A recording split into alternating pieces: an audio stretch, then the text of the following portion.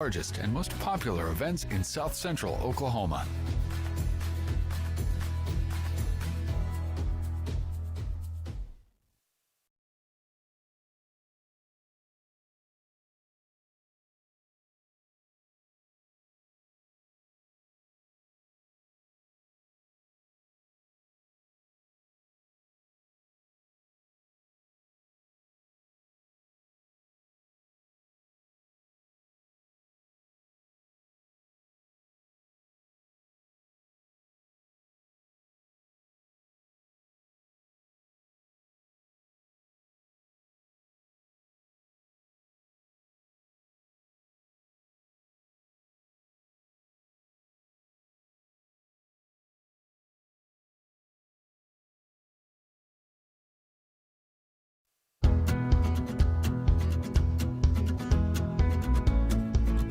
In our community, the value of community organizations improve our quality of life.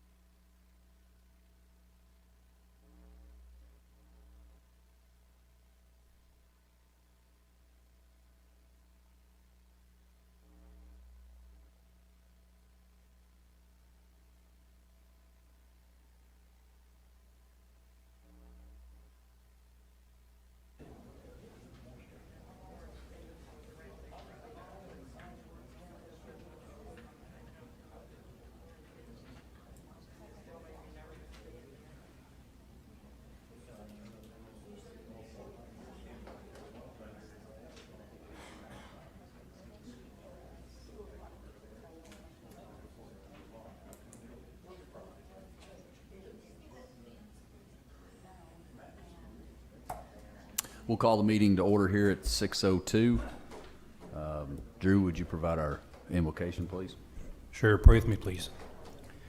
Father God, we are always honored to be in your presence and have the opportunity to serve our community. Father God, we just ask that you give us the grace and wisdom to do it well. In the name of Jesus, amen. Would you please stand for the pledge?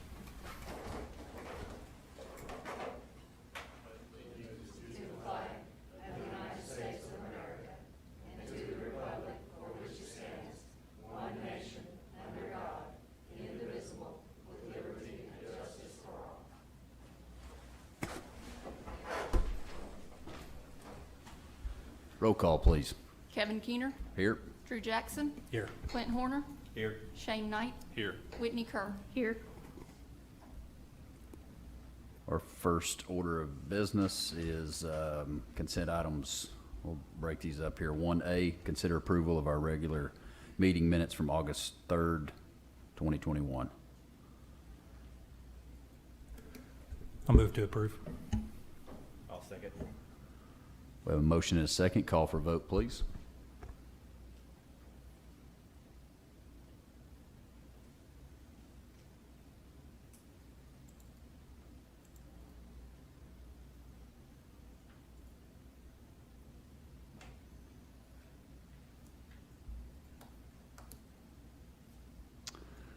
Next, item 1B, discussion, consideration, and possible action on amending the 2021 calendar. Danielle, would you like to speak to that? Sure. And just to remind everybody to make sure they're talking to their mics so that the people online can hear too. The kind of the idea behind this was we originally had Regional Planning Commission, which took place at 5:30. Last month, the City Council did repeal that ordinance, so which dissolved that commission. So staff wanted to put this on here and see if you guys wanted to move back to your original time at 5:30, or if you wanted to keep it at 6. So wanted to give you guys that option to see which way you'd rather to move forward. Thoughts on that? I have no problem with 5:30. I'm indifferent either way. I'm good with 5:30. 5:30 works for me, so. We have I'll make a motion to approve at 5:30. Second. Motion and a second. Call for vote, please.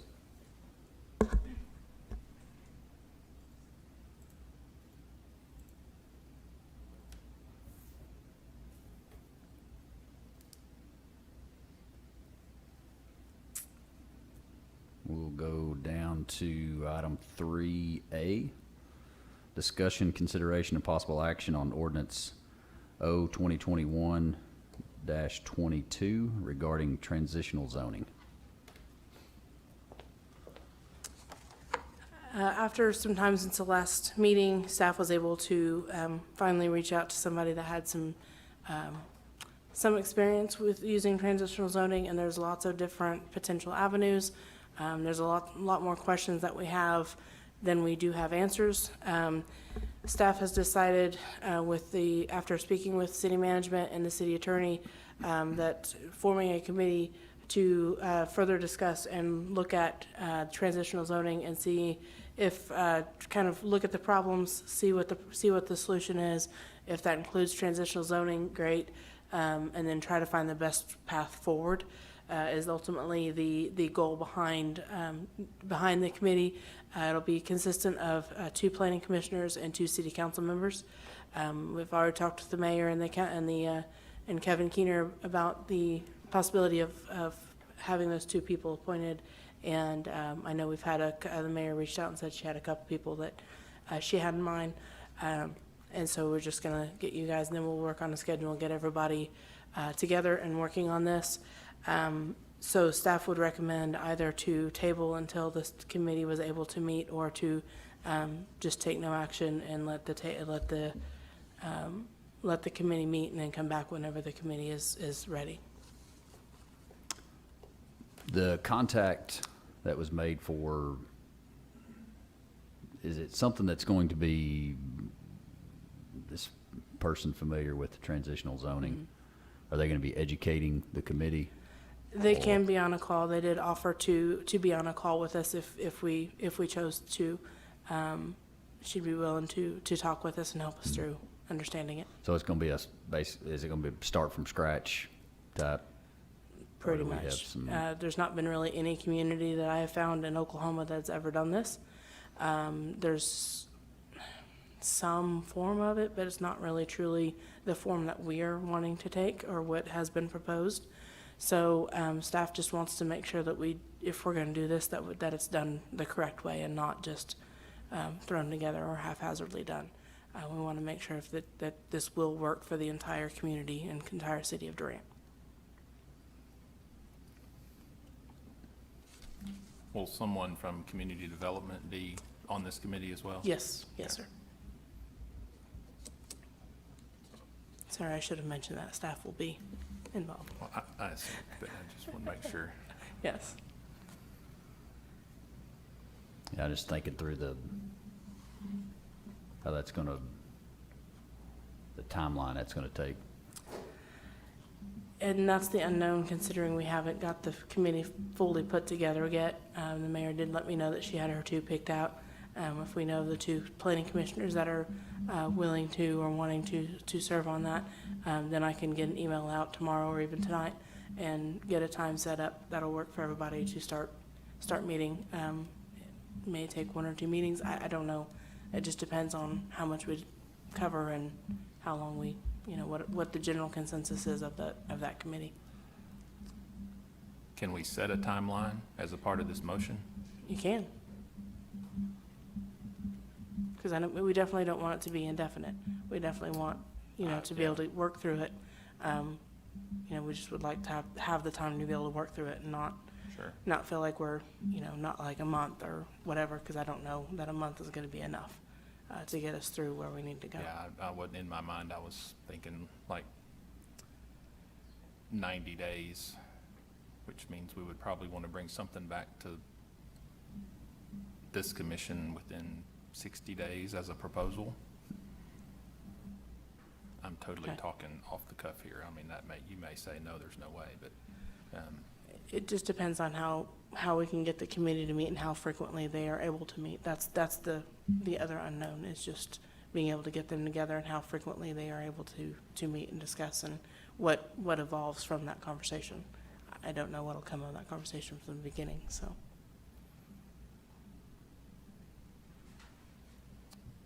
So we could even do like an initial meeting and see what happens, see where it goes, and then I can do a report back even at the next planning commission meeting, just as a, just so you guys are in the loop on where it's at and where it's going. yeah. I think that sounds better, to be able to set some sort of timeline for it, even after the first meeting. I'm just thinking through starting from scratch, and, I mean, are we gonna have some guidelines that are, There's some very, very loose ones, but like I said, the one that we're wanting to do, the one that we've kind of looked at doing, we're kind of left with more questions than we are answers. So it's not, it's unclear as far as exactly, there's no ordinance already prepared that staff has found dealing with exactly how we want to handle it, or what has been brought forward. There's been lots of other examples that's out there, but it's the how to enforce it, how to make it work in the city like Durant. That's the questions. There's a lot of unknowns that we're just dealing with, that we want to be able to work through with the committee and see where it goes. See if this will work for the entire community. For what it's worth, I appreciate, staff taking the time to make sure that we get it right. I think too many times in the past, we forced things through that wasn't quite right, and we've paid the price for them a number of times too. So first, thank you for making that the option. Secondly, would it be possible for you to send the examples that you have retrieved from other municipalities out, just so we could see Yeah. examples of what's out there? Yes, I can definitely do that. Thanks.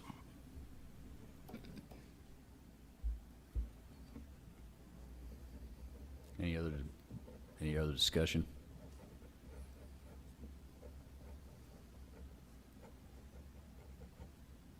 So what we're looking at tonight is tabling this issue, but if we table, we have to put a timeline on it. Correct. If with tabling, Or- it has to be a date certain. Okay. If you, or it could be where we could take no action and then still make sure that we're not gonna just let this go. I'm not. Yeah. So, I mean, we can handle it however we need to, but if we do table it, it has to be a date certain. I guess technically we could continue to table. There's each a month. time limit. I'm wanting to say it's like 3 or 4 times that you can table an item. I might have to check with the city attorney on that, but But no action gives us some flexibility on the time. correct. Okay. The no action will give you the flexibility, and like I said, I wouldn't mind having a report that's on the planning commission every month, just to report back to you guys where we're at and what we're doing. And we don't need a vote for no action, correct? For, not technically, but if you'd like to, we could go ahead and do that and make it. Yeah, we could vote on no action. Take action on But no, yes, the chair can call in no action. it. Okay. Any other thoughts on that?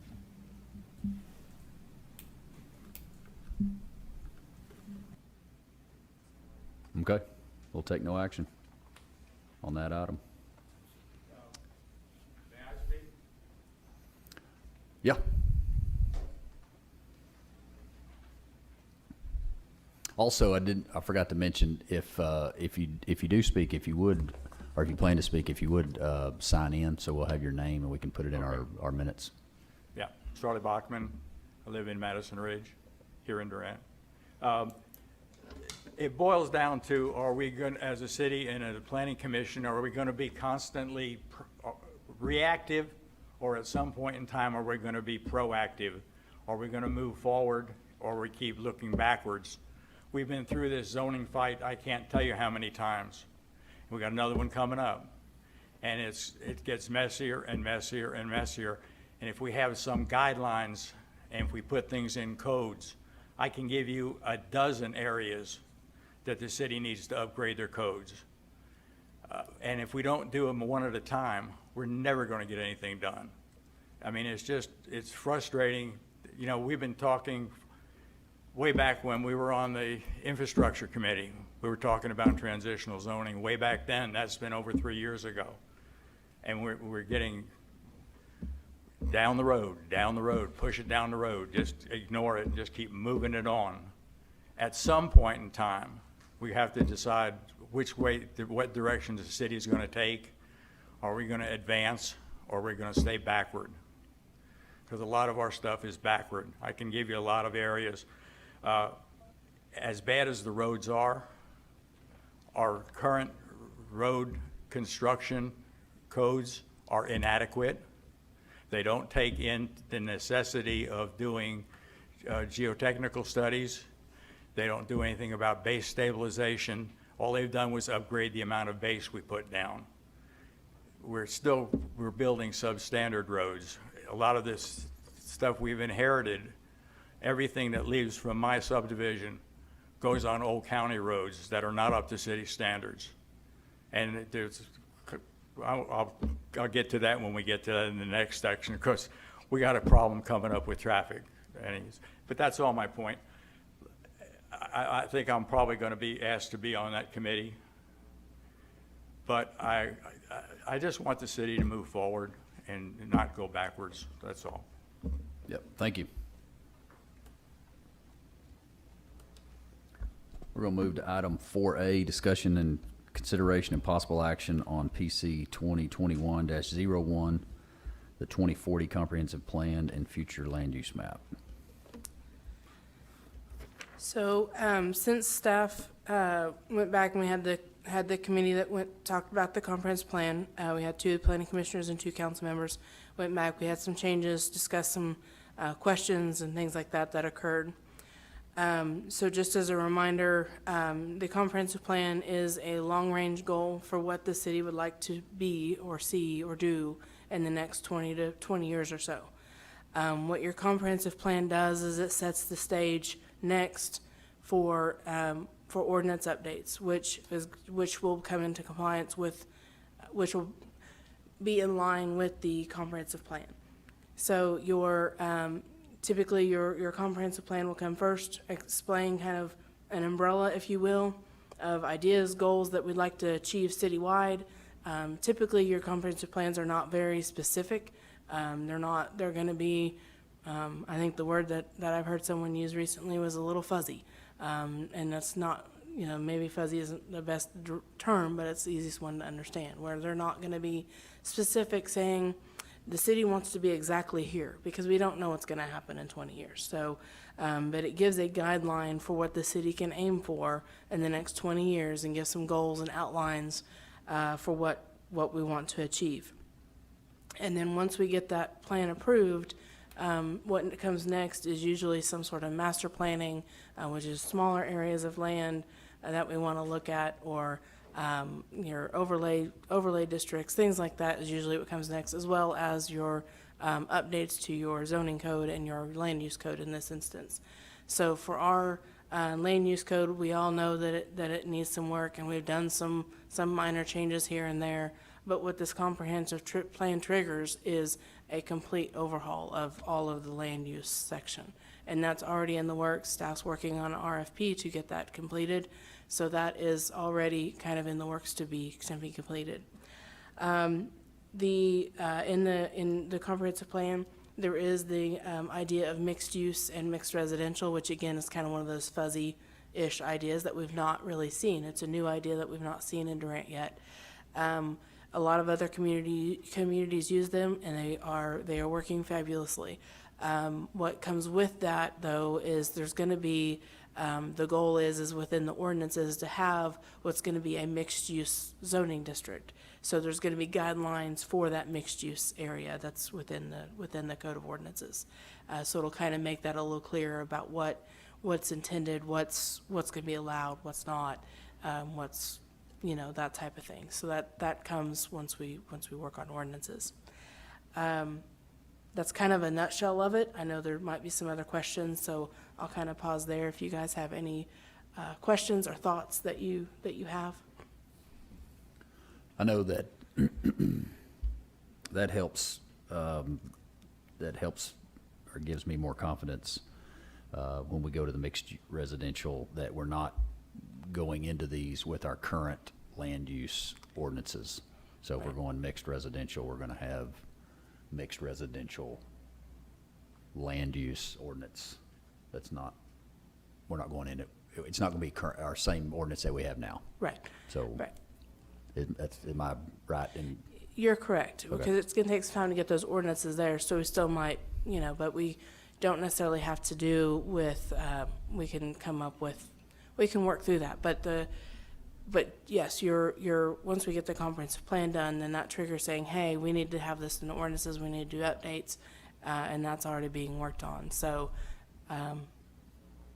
but yes, there'll be regulations that'll be tied to those, especially being new, and we don't have anything to govern them right now. So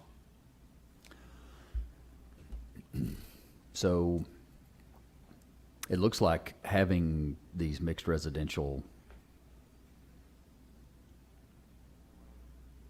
well, let's say having mixed residential or even mixed use, we're going to address some of these transitional issues Most in likely. those areas.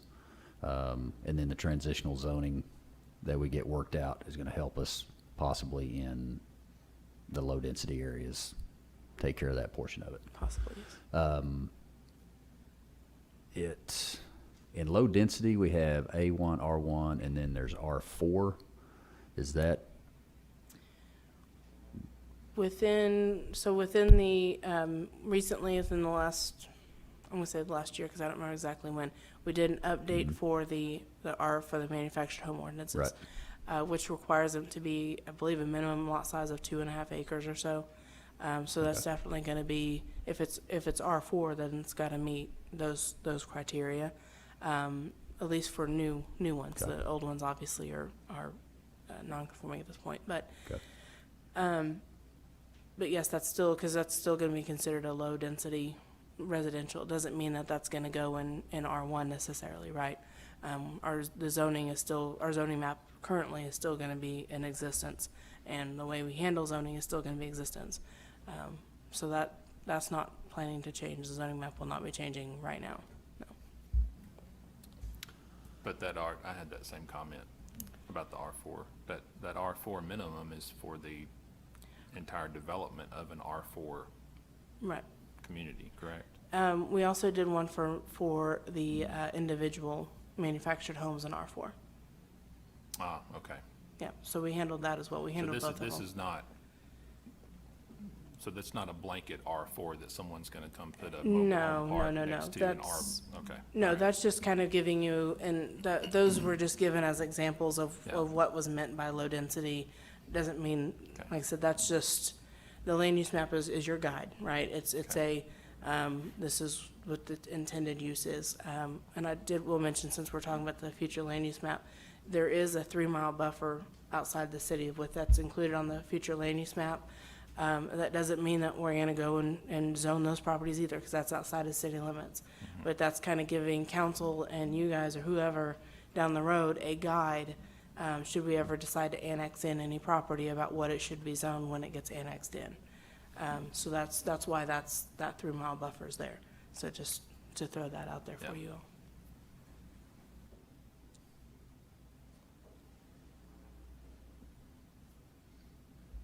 Also so we do recommend the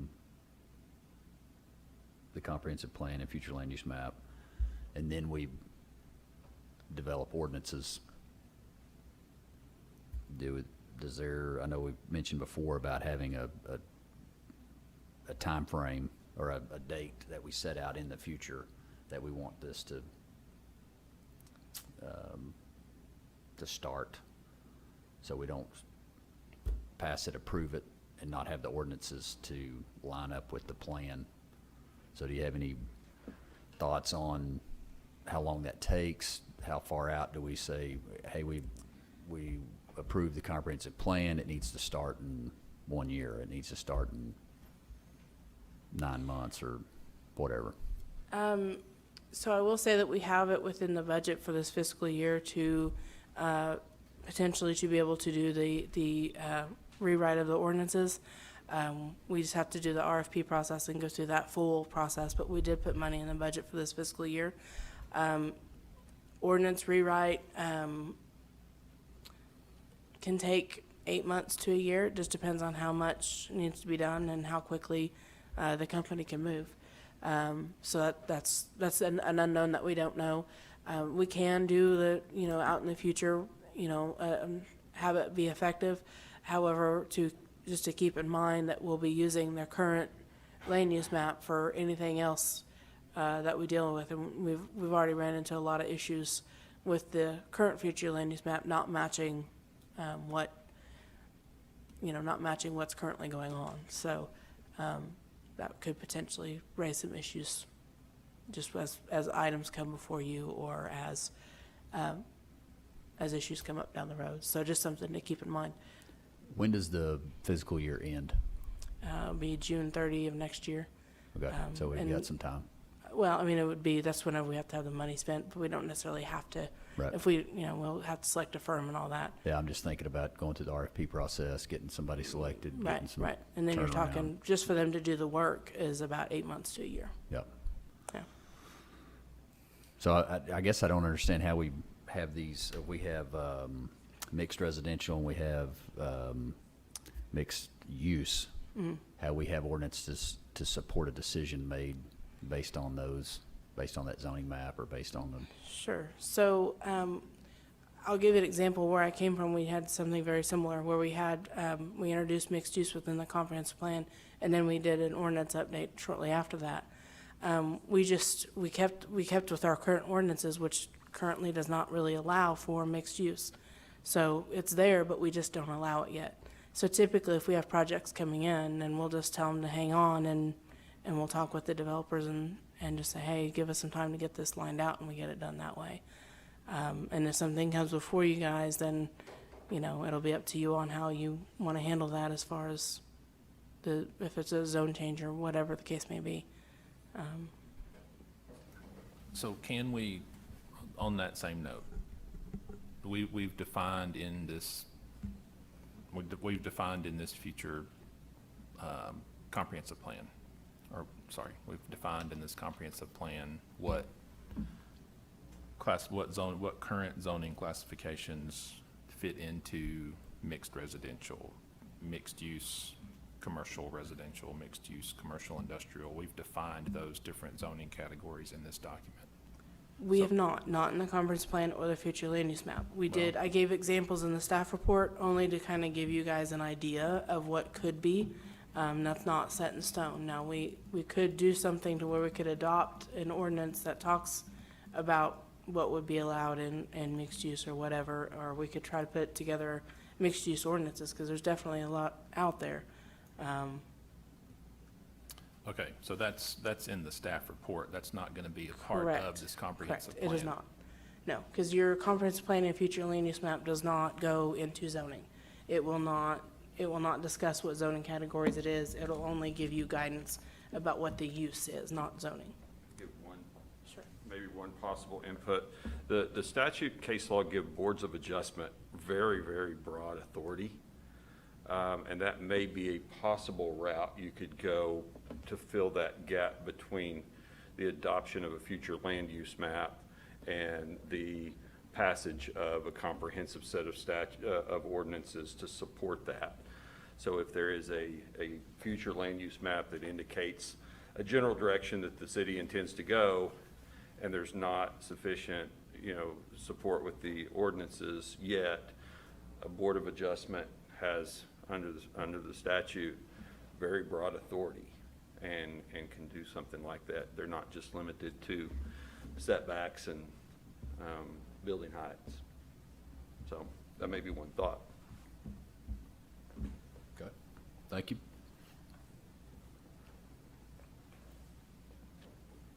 Any further discussion? I have one other comment when it comes to the future land use map. So, and I don't want to reinvent the wheel on this, Right. but our future land use map in some instances is very detailed as to how we have property carved out for what the land use of that area is. So much so that it really starts to mimic the zoning map. So, and maybe this is the way that statutes say we have to do it, but when we get a zoning request, the staff report essentially always says this request is not in compliance with the future land use, or it is in compliance with the future land use. Those are the two things that are typically shown to us. Right. Is it really a compliance issue? Because I feel like we're using the future land use map to say yes or no a lot of times, when Okay. it's not necessarily a future land use map issue, it's a zoning issue within what the future land use. So what you were saying a few minutes ago, where the future land use map is supposed to be sort of fuzzy. Right. So, which I agree with. I think it's supposed to be sort of fuzzy as to what might happen or what we're planning to happen. So can someone really be in compliance or out of compliance with that? Or do we need to reword those requests? Because I don't think we should use that future land use map as the determining compliant, not compliant issue. Okay. I think there's a lot more to be said about the development of the city than Just what that future land use map says. So I don't know if that's just a wording issue, if we have to say it's compliant or not compliant. I'm open to somebody else's thoughts on that, but I feel like maybe we're thinking about future land use map a little bit too detailed. versus using our zoning map and the future land use map as just the guide, the fuzzy guide. Right. So, the way, okay, so the comprehensive plan and future land use map is an adopted document from the city, within the city. So I could see where the original idea came behind was whether it's in compliance or not in compliance. Typically, and unfortunately, we're in a situation where we're dealing with a future land use map that's well over, 20 years old or so. So normally, whenever you have a comprehensive plan that's and land use map that's updated regularly, you're not going to be in that situation where you're not going to have a land use map that is, and our land use map now, unfortunately, is like very detailed down to like the lot, the current one, and that's not even a future land use map. It's meant to be broad regions of area, and not just individual lots. So I don't know how or why, but that's what we're dealing with, and it makes it, it makes it hard on staff to use the current one to even figure out what even the proposed use is sometimes. So, but staff uses the future land use map just as you all do, just sit there and say, okay, this zoning change it does meet what the, current comprehensive plan states or doesn't state. So maybe we could change the wording. That's definitely doable. We just like to kind of keep you in the loop on what the comprehensive plan does, but unfortunately, we're dealing with an outdated one, but that won't be the case if we get this passed, so.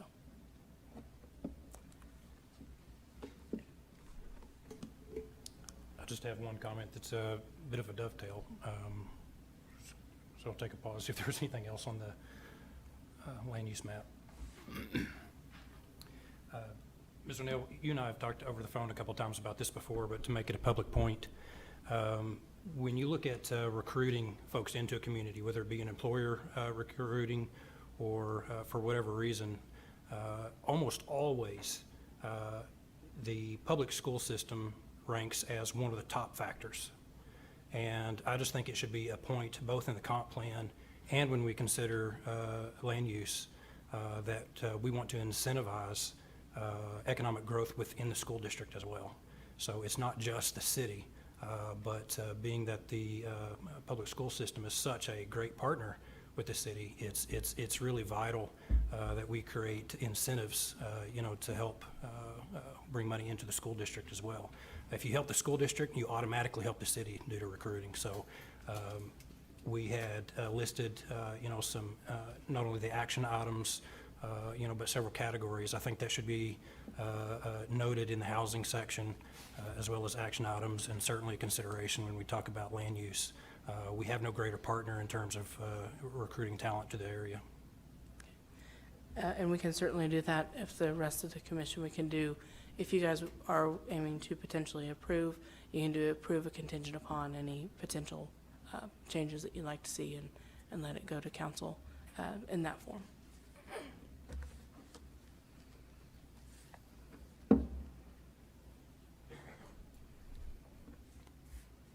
Any further discussion?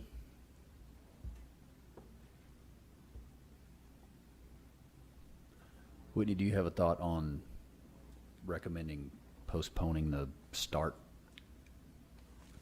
of the future land use, or I guess that's really all we're postponing is the future start of the future land use map, is that? It would have, well, most likely be both, because your comprehensive plan and future land use map are tied together. Okay.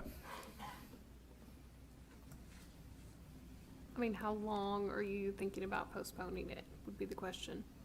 Well, that's why I was asking about the ordinances. If it takes, it sounds like it's gonna take a year to get the ordinances, at a minimum. So I don't know if that, is it worth postponing, or does that help, encourage speeding it up, or? No, no, not at all. I mean, so the problem is they're not really directly tied to each other, but you want your ordinances to support the future land use map, and you want your future land use map to be in alignment with the ordinances, but at the same time, they're still separate bodies. So whether you what will happen is if you go ahead and approve it, this will exist. It just won't be quite in alignment with the ordinances that we have at the moment. But delaying it won't hasten or improve. It's not going to do anything to speed up the ordinances either. So they do work together, and preferably you want them kind of wedded together, but at the same time, one is not dependent on the other, and one is not going to speed up or slow down the other.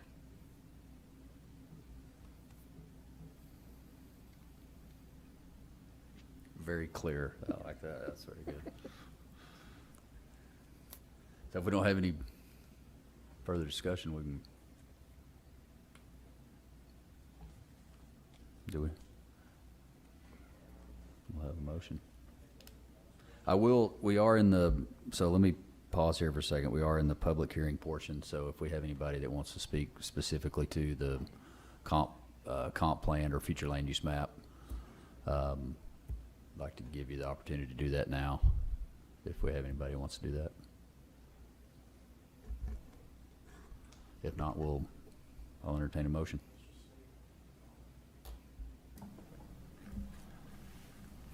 I'll make a motion to approve comprehensive plan and future land use map contingent upon adding the designation to the school district to the future land use map.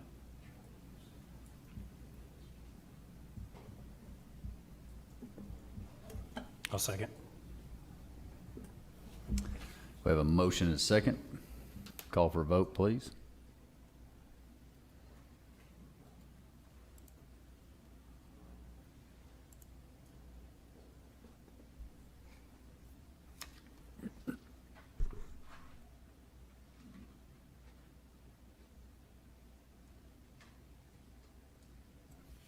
All right, we'll move to item 4B, discussion, consideration, and possible action on PC 2021-17, a preliminary plat request for property located near Larkspur Lane and Prairie Crossing.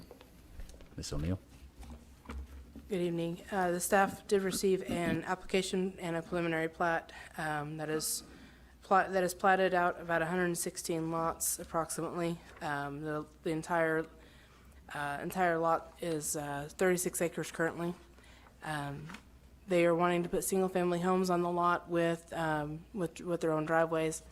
The area is served by World Water II and expected to extend sewer to the property. There is, just as a note, there is a easement that goes in the area of Block 2 and Lot 9 that is used currently as a driveway. That easement will exist, and so that lot, Lot 9 will not be able to be developed until the two owners can work out an agreement.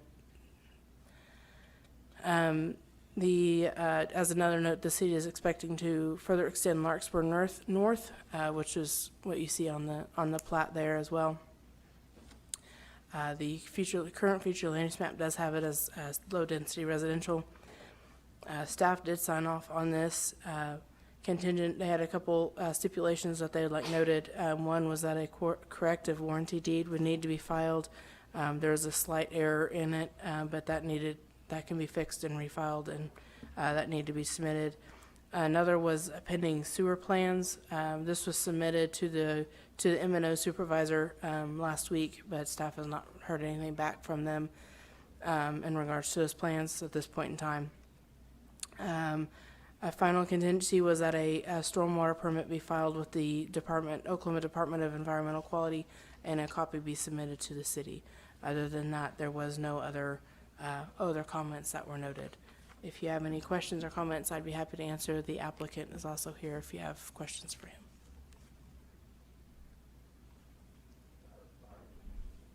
Can you put that on page 87? I think that'll be the right number for the plat.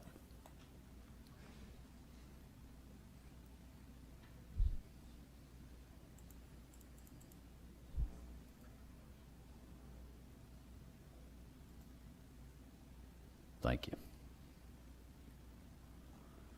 You're probably gonna have to shrink it down, Byron.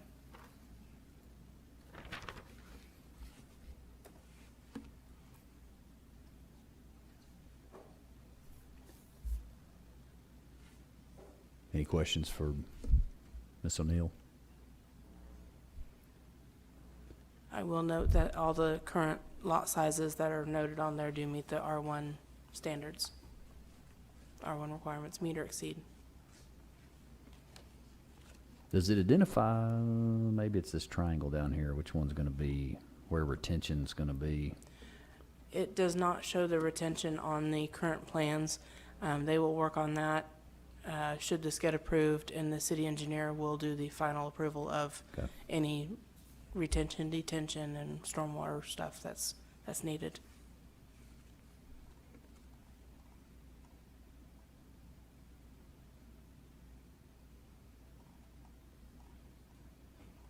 Okay.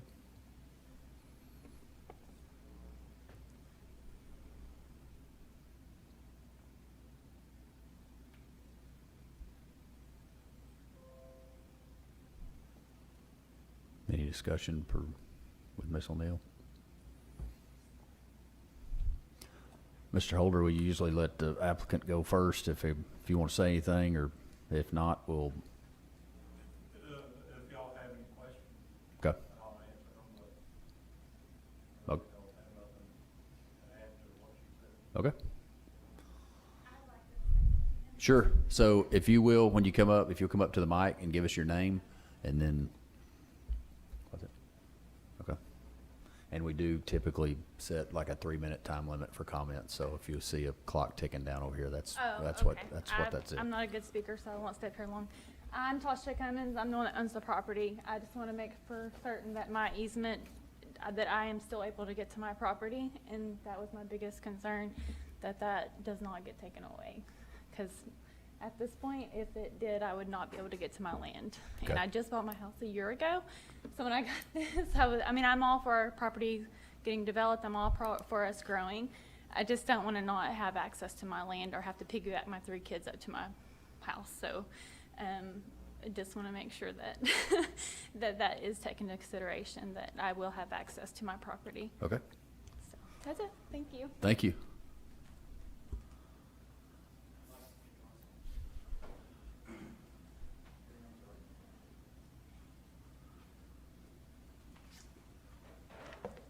My name's Dylan Cummins. I'm actually Tasha's wife.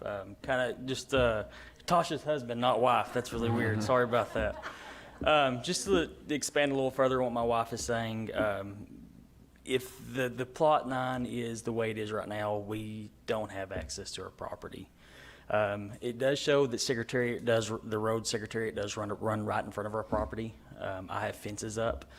So if we do have to reroute our property, that's money out of our pocket that we're going to have to adjust fences, adjust the driveway. We have not heard from either of the contractors, J. Mock or Buddy Holder, regarding coming to some type of agreement. And Mr. Holder, I guess Mr. Holder, I see you walk our driveway or walk our neighborhood, and I haven't heard from you at all. So I'd appreciate to hear from you. That way we can come to an agreement. Sorry about that. Also, the second issue that I have as far as the property, it's not really an issue, just want to make sure that everything's going to be taken care of, is we do have livestock. And one of the not livestock, we have horses. Anyway, one of the issues that we have is that sometimes that with the water from that property floods onto my property. Right now, it's not a big issue, but going over to that property and looking at it, there's going to have to be dirt that's brought in to build up and to build houses on. I would like to know where that water's going to go, because if it flows onto my property, that's going to flood my property. I have 2 ponds, which makes pretty much my property inaccessible. So that was the second issue that I had as far as the flood waters. We need to make sure that there's an appropriate path for that water to go. That way, or is there going to be proper drainage on that property? That way it's not flooding. But that's all I have. Thank you. Okay, thank you. Tom, can I ask you a question about it's just in general about, well, I don't, it's specifically, on the easement. If there's an easement in place, just filing a plat or preliminary plat is not going to affect, not going to disturb an easement that is existing. That's it. Is it or will it? The plat itself shouldn't, the easement is in favor of, was it in favor of the people that just spoke? Yes. And I may probably need some more information. From whom did you receive that easement? We bought our property in front of Tom Wagner, so we owned even that current land that was there. He owned it for and then sold it off, and then we bought our property a year ago from him. I think the easement was filed before to the previous owner. That was filed while they owned it, and it was sold to. As a general rule, and I don't know anything other than that specifically about this property, typically if you purchase a parcel of property, you take it subject to any existing easements. So if there was an easement on the parcel that the developers purchased, they would have taken that parcel subject to the easements in favor of the Cummings. Yeah. Now, I don't know all the details, so that may not be accurate, but that's the general rule. We are looking at, I mean, we understand lot number 9 might not never be developed. And, well, If, Mr. Holder, if you would come up so we can have this on our live feed. yeah, I'm Buddy Holder. I'm with Sunstar LLC. We do realize lot number 9 more than likely won't be developed unless we come to an agreement to purchase the easement. And if we do that, of course, they'll have access. Right now, they don't have access from that way because there's no roads or never has been. Mm-hmm. So that easement just kind of goes out onto a piece of property. Their access comes from the east. If we can come to an agreement, we will purchase that easement. If we can't, it will just be on, I mean, it says lot 9, but that don't mean it's sellable. Right. You know, so we can't resell that easement. On the preliminary plat, it's showing it. When we come with a final plat, if there ain't an agreement, it won't be on there. Okay. And to talk about the drainage issue, the water that was coming from the north across that property, we intercepted that when we developed the property to the south. And there's a 4.5 acre retainage system that runs the north side of what would be Heritage 3. And it really just deals with nothing that we developed to the south. None of that water goes through that retainage system. But it deals with the water coming off of Camelot, coming south, and it routes that water around Heritage 1, 2, and 3. So that retainage system come into account of some of the land use to the north. And the reason you're not seeing retainage ponds yet on the preliminary plat, the engineer's trying to figure out how much of that. We're thinking the original plan had like 89 lots or something, so we're gonna end up having to add a little retainage maybe, but he's trying to figure that calculation out. Okay. You know, and normally, you know, you don't do engineering and all that prior to the final plat. I mean, that, Right. you know, a $75,000 expense nobody wants to spend if the preliminary is not approved. Yeah. So, but that is, those two concerns, that's what we have on our mind right now. Okay. Thank you. Wait, before you run off, come on back, come on back, come on back. So my follow-up question on that, at Lot 9, regardless, it looks like that easement actually swings out into Secretariat Street and the corner of Seabiscuit. If you don't reach an agreement, what are you gonna do to modify those two streets?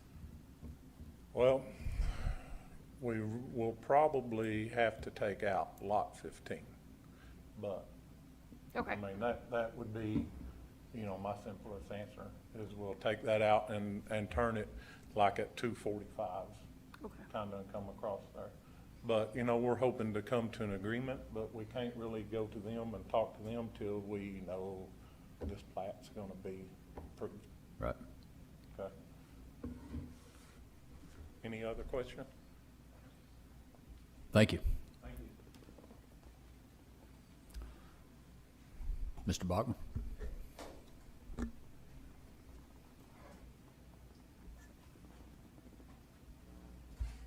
Present you with a petition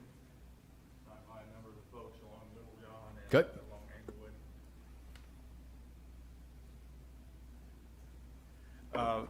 If there's a reason for transition zoning, this plat is this is the poster child for it.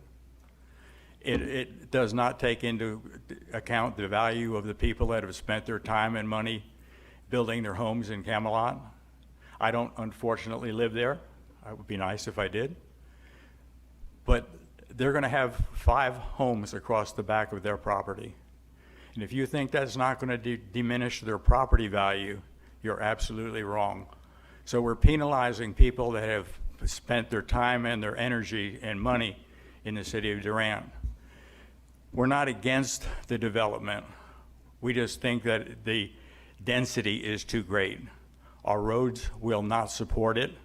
The roads coming out on Little John Drive through Madison Ridge will be destroyed in a year with the increased traffic. It was poorly planned. It was okayed by the city at the time. It's Blackland Prairie with no base stabilization, 2 inches of base and 2 inches of asphalt, and that's the road. And all of the roads leading out to Mockingbird are in the same state. And there's already a tremendous amount of traffic. The infrastructure will not support the density. And to penalize the people that have spent their time and money building their homes is beyond, I can't even speak to it. But that's all I have to say. Thank you. Thank you.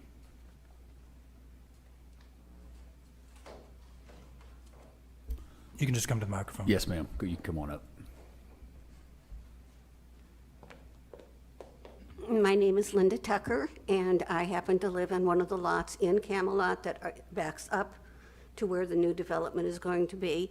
There will be I have 1.5 acres. There will be approximately 5 houses crammed in behind me. I could handle 3, but 5's an awful lot. My other concern is what it is going to do when they clear the land. They've already come in and tore down trees, and I understand through the, I believe, fire marshal that they are not to burn within 300 feet of a structure. They burned directly behind my property. They set the trees on fire, and they left.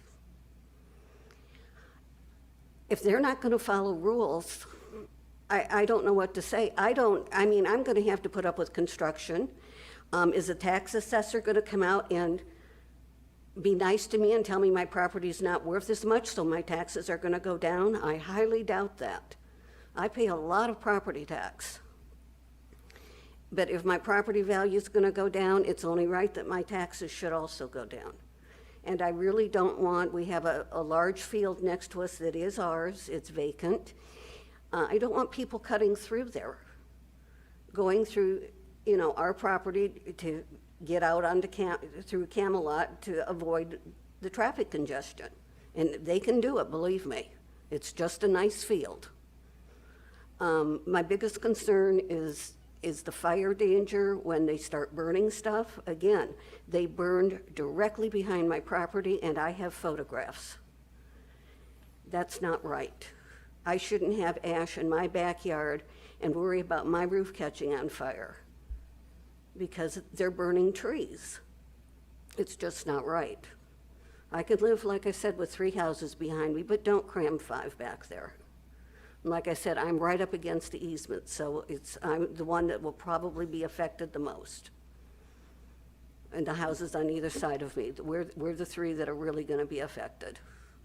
And I think they're new residents, they've just moved in, I'm sure they feel the same way. If we have to, we'll build a 8-foot fence and plant trees, but we don't want to have to go to that expense. We've already paid a lot for the property and the home. I would just like a little consideration for the people that have already lived in the community and have paid taxes and support the community. That's all. Hopefully you guys listen. Thanks. Thank you.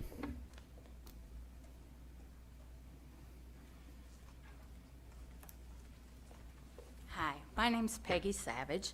I live in the last house on Little John before you get to this development. We just purchased this house 2 years ago, and we were super excited to be able to buy that type of house in that type of neighborhood. It was private. I mean, we know there are other people around, but very limited in the traffic that's there. I have a 2-year-old grandson who plays out there. My neighbors across the street have grandchildren that play out there. And you're talking about changing our quality of life because of the increase in traffic. And I understand, and I'm not opposed to development, but what this will do to the value of my investment really concerns me. We spent a lot of money to buy the land we bought and the home we bought, and the land we bought a lot beside us, so we would have that space there. And the way this plat lines up, there's going to be 3 properties against my property, my side fence, my side property.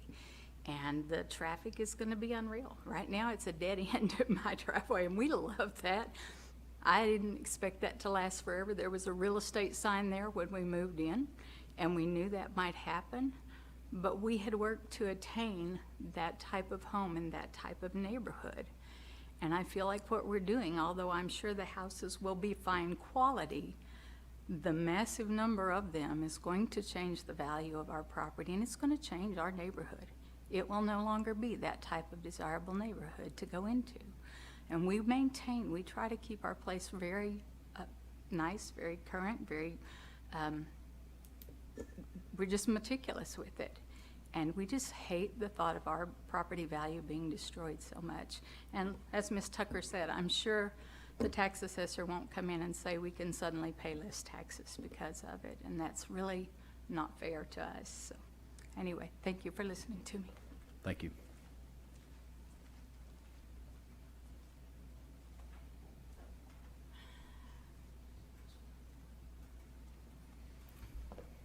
Hello. My name is Carol Mcdaniel. I live in Ridgemont. I live at the end of Candy Lane. He addressed the issue about flooding and the water coming down from Camelot down to Madison Ridge and how he's not going to have it come into the Heritage, that it's going to go around. Well, let me tell you, my house was around. We built our house in 2000. I'm at the very end of the circle. I don't know if you have a map of Candy Lane. But when they built Camelot up there, then they came in and they built Madison Ridge. When you build those houses and you take that land away, that water has no place to go. So when they brought the water, when the water flowed down back in 2007, I don't know if y'all remember the days and days and days and days of rain that we got. Land was so saturated. It was back when Jim Dunnigan was the city manager. So the water from all that rain came from Camelot down to Madison Ridge. When Madison Ridge was developed, yes, there was a drainage system in place. However, the water that flowed down there went around that drainage system. So it came down to Madison Ridge, came across Little John, turned and went down into Candy Lane. You've also got Ridgemont 1 to the east of us, so Ridgemont 1 also had water flowing. So I'm at the very end of the circle of Candy Lane. I had water coming from Ridgemont. I had water coming from Candy Lane, from Madison Ridge, and in 2007, my house flooded. I had a neighbor who's 6 feet tall, was standing in the street out beside our house, and it was up to his knees. You know, the city was good. When they came in, they would give us sandbags to put up. We tried that. That morning we got up, the water was just flowing. Of course, this was the time when Remington Hills was flooding as well, as long as homes over on 49th Street. We talked to the city. We did not have any type of drainage there on Candy Lane except for the grates. They were probably about 6 feet long on the concrete road. Didn't go up on the side or anything. There were a couple of the, I'm not sure what you call them, the big tunnels that go underground that led to Checkawaw Creek behind us. Those were just full. The water was coming so fast and had nowhere to go that water came around and just went completely in my house, front door, back door, everywhere. We kept talking to the city, what can we do? Joseph Marquez was the I believe, the planning commission then, and he said, we won't let any more houses be built in that area until they get that drainage area fixed. Well, then Heritage, I believe Heritage 1 was probably built back in 2007, but now they've built Heritage 2. My concern is, one, if that water does come in and they don't have the drainage, when you put 117 more houses in there, where's that water gonna go? You know, I am in a floodplain now. Yes, I do have flood insurance.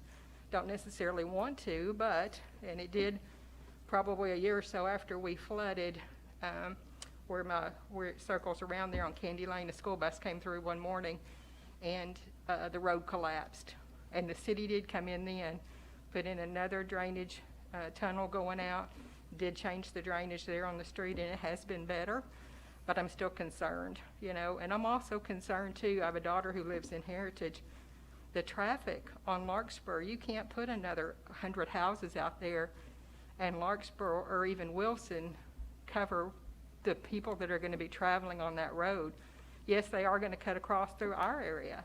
You know, I've been a proponent for several years that Ridgemont has needed a second entrance and exit. We've had a situation years ago where that road was closed one night due to an accident, and that's a hazard for us. So yes, I agree that we need another way in or out. I just don't know about 117 homes being over there. You've got people from Victory Life who travel both Wilson and Larkspur, that those roads are not wide enough. You take that jog there at the housing addition, it's just not a safe place. So, you know, I'm not against building homes, I'm really not, but the city needs to do their due diligence and check out the road structure before they do it. They need to check out the drainage issues that could be come across for those of us who have built and do have value in their properties. So thank you for listening. Yes, thank you. Anyone else want to speak either for or in opposition to this request?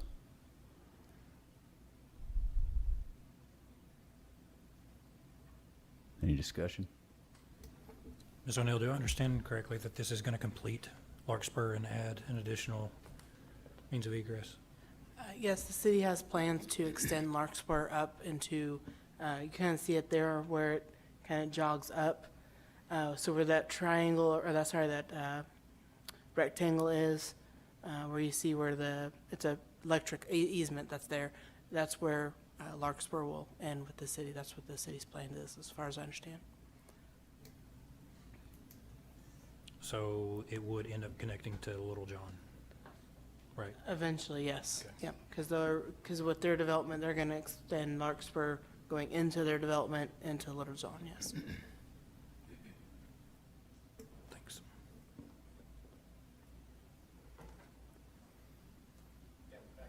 Yes, come on up. My name is Jason Rhines. I live at 3501 John Junction, which is not really on your map there, but it's in Camelot. I'm just curious on the electrical lines that run through there. I don't know what when I was looking at buying my property, we had to, when I got the plat, you had like, I can't remember if it was like 75 yards or 75 feet one way or the other. So there's a large electrical line that runs through that property and then runs all the way to John Seals' old property that comes out over on I'm trying to think of the road over there. It might be Wilson, where Dale Goad lives, right through that neighborhood. And when I was looking at buying lots in Durant, I looked in that neighborhood. I can't remember what Dr. Seals called that land, but you couldn't move that electrical stuff. I mean, I found a lot I really liked in there, and they said you couldn't move that electrical at all. I'm just curious if I'm on the right part of the map. I mean, does that electric run right through it? It does run right through it. I mean, I could have got bad information that it's not movable. You know, when I was told it's not movable, I mean, I'm not a builder or anything. I just moved to a different plot of land. It shows I blew mine up when you asked that question, and it shows that this easement totals 100 feet. Okay. So it looks like it's 50 feet on each 50 side. feet, yeah, something like, I couldn't remember what it was. And this diagonal Is that what that's showing on the diagonal is the? That is the easement. Gotcha. That portion there.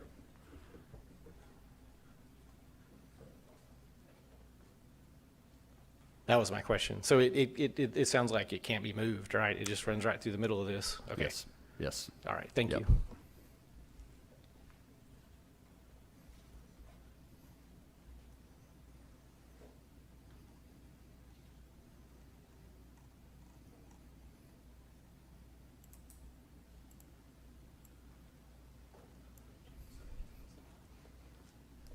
Can you drive under it?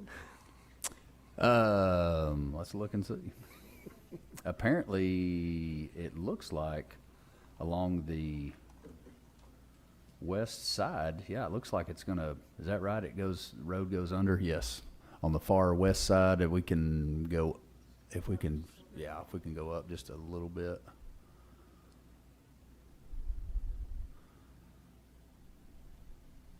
So, you can see there that Larkspur comes up. I'll point it. I mean, they're just cutting right through the middle of it? Is that what I'm seeing? Is that kind of how it is? You can go across the easement, there's nothing to keep them.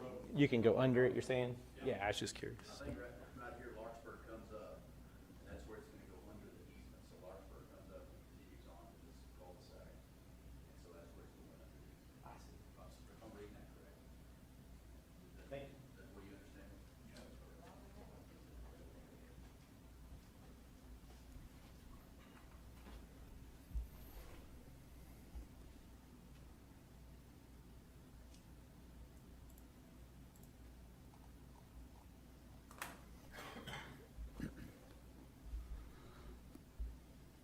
Also, I want, and anybody can correct me if I'm saying this wrong, but I want to encourage you. I mean, if you have a question or a problem with an issue with fire, I would encourage you to contact the fire department. I mean, if we have issue with, someone driving across your property, we can contact code enforcement or the police. I just want to let you know our scope of what we're doing is the council creates the ordinances, and then we look to see if a project fits within those ordinances. So we're looking to see if this plat abides by or meets the requirements of our ordinance. And so I want you to know that that we hear you, and we're hearing your concerns. Addressing, traffic and streets is outside of our scope of what we can do. So I want to make sure that,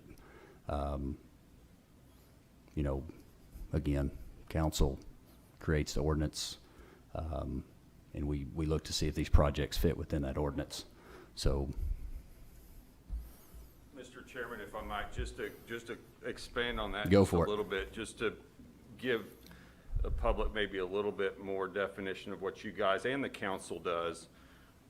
When you're talking about zoning or a plat approval, the considerations are health, safety, general welfare, and typically preservation of property values is not one of those considerations under the law and what should be considered. Are property values potentially affected? Yes, but that's not one of the identified considerations for this body or for the city council. So I don't know if that provides you any cover, but that's not necessarily one of the identified considerations for this body. yeah, thank you. And May I ask then who does consider that? the council. Yeah, the council considers and can address those issues. Not property values. Let me clarify. Let me stop there. Let me make sure I got the question right. So, the addresses traffic issues, stormwater issues, and things of that nature. Is that what you're referring to? No, I'm talking about my property value. And that changed. I mean, what you talked about with the transition agreeable. I mean, Right. things that fit in with what Right. we are, rather than this sudden switch to something very different. So the city does not have any control over property values. The properties are assessed by the county. The county then sits there and says, okay, this is the value and all that. I don't know exactly how it all works, but the city does not have any control over any of the property values. So the best thing I can think of is you can talk to the appraiser, or you can talk to somebody to get your property value appraised. But that's the only information I have for you, but the city does not So- look at property values. Let me hop in, if that's okay. To some extent, when it comes to property, what the city attorney is telling you, what Mr. Keener is telling you, is when it comes to court decisions, things like that, in terms of whether a city has done right or wrong, property value is not one of those considerations. That's not one of the things that the city can use to justify decisions one way or another. So property values, that's something that,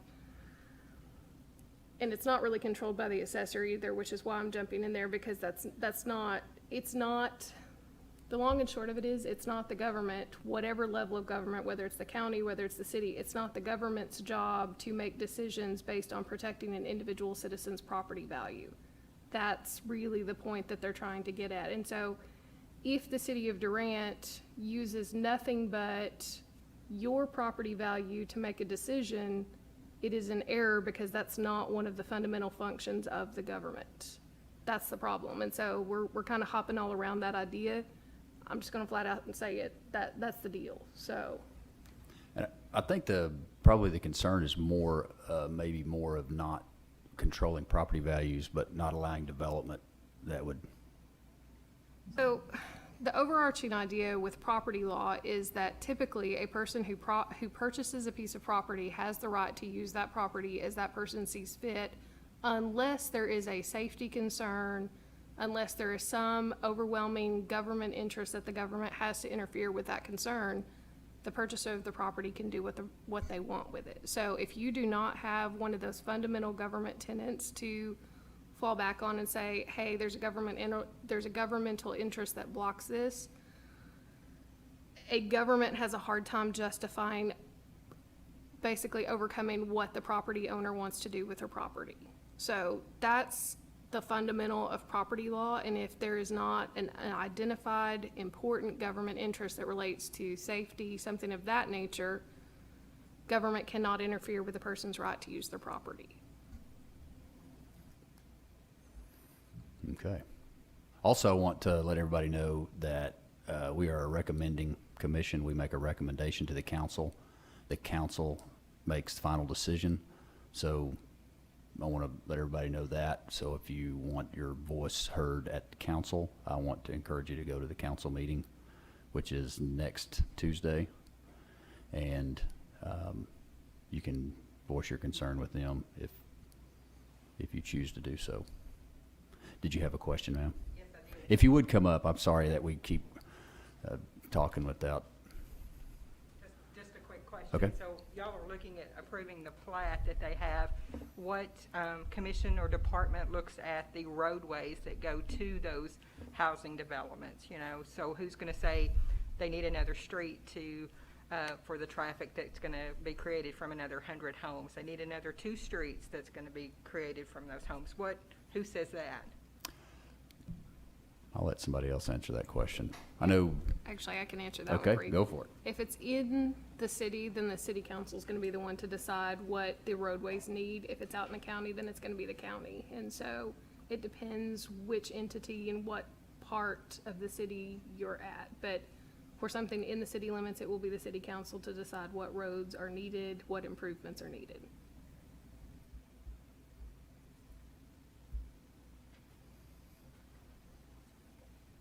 And so just to reiterate, on what we look at is, does this plat meet the requirements of the ordinance that we currently have in place? So I just wanted to share that. Any discussion, further discussion, or? I was asking, Ms. Neal, was there a already approved plat prior to this one on that property? There was not that we Okay. we found any. So this is just a vacant land, new plat, nothing Yes. prior to that? Okay. Correct.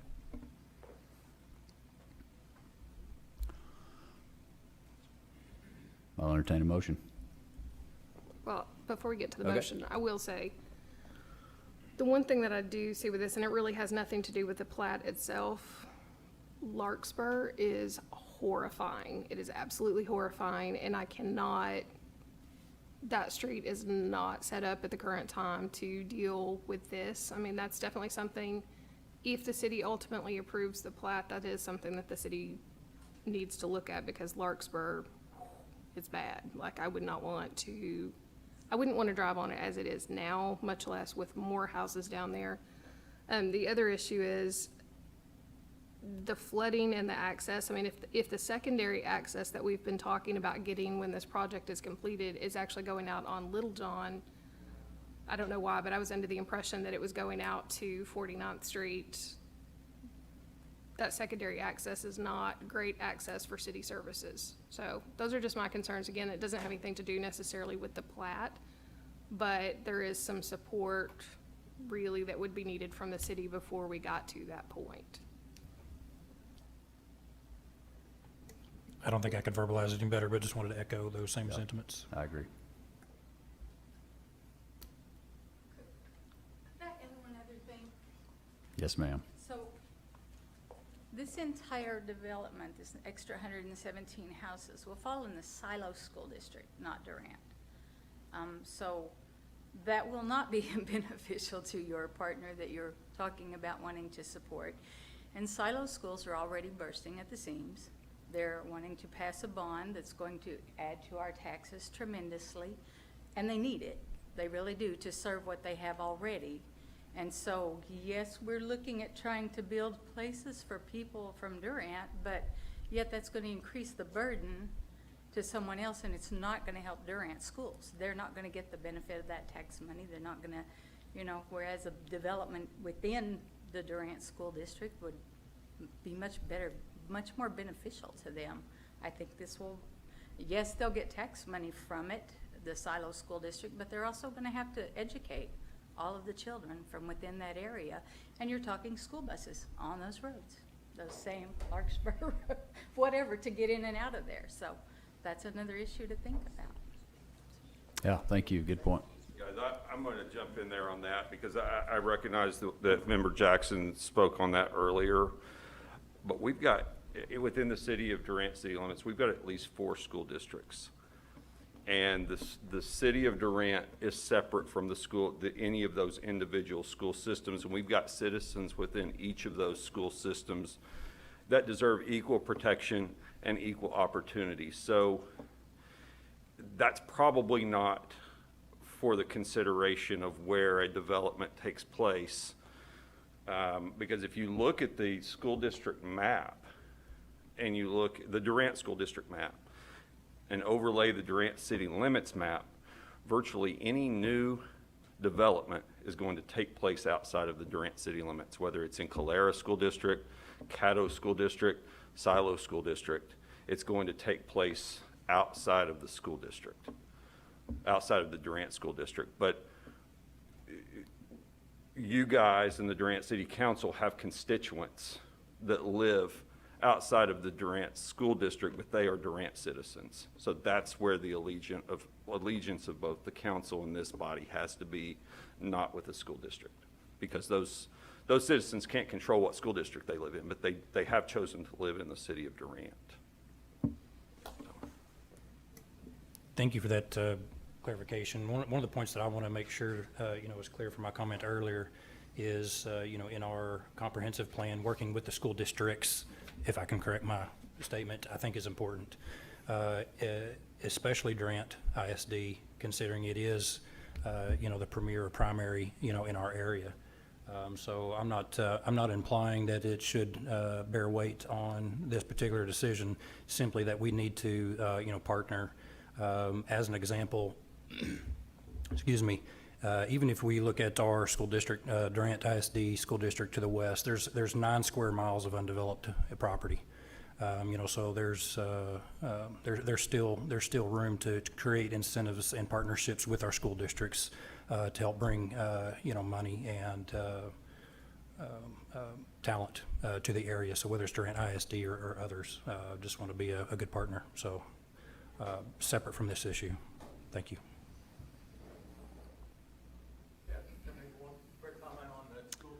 Yeah, if you will, come back up, please. You're getting your exercise tonight. At my age, I don't need much more exercise, but people that live in our area, we're in the Silo School District. Everything west of West Side Drive is in the Silo School District. These were gerrymandered years ago to support the Silo schools. There's a current huge bond issue coming up for the Silo School District that the people who live in the city of Durant will be forced to pay for. We are paying for the Durant school system too, because it was not done with property taxes. It was done with sales taxes. So we're getting a double whammy if we live in those districts. I'm working with the state legislature trying to get them to see if we can't do something to redefine. The Silo School District has grown to the point that they're having a huge bond issue coming up that's going to increase taxes tremendously for everyone that lives in that area, west of West Side Drive. So till we can get something of that nature solved, take that into consideration, because it is a huge tax increase for the folks that live in that area.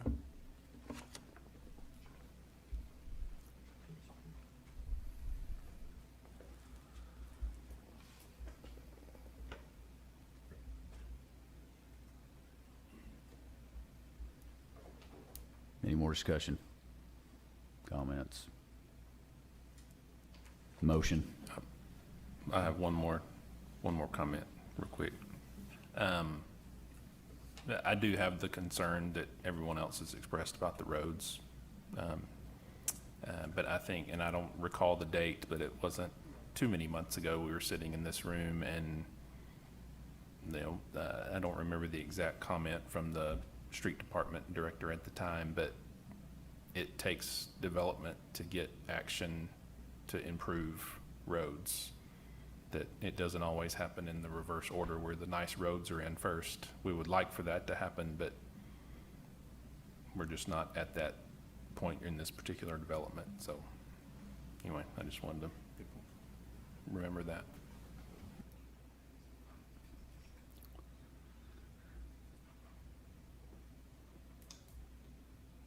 Do we have a motion?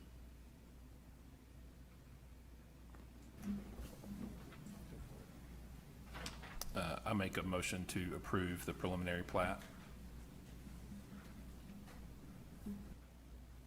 I'll second. A quick clarifying question. Did you want the stipulations met as well that was asked by staff, or? Yes, including those stipulations that were in the report for the approvals of engineering, streets, sewers, all, yes. I want all Just of that wanted to to be. clarify Yes, that. absolutely, sorry. I just assumed that was a part of this. We have a motion and a second. Call for the vote, please.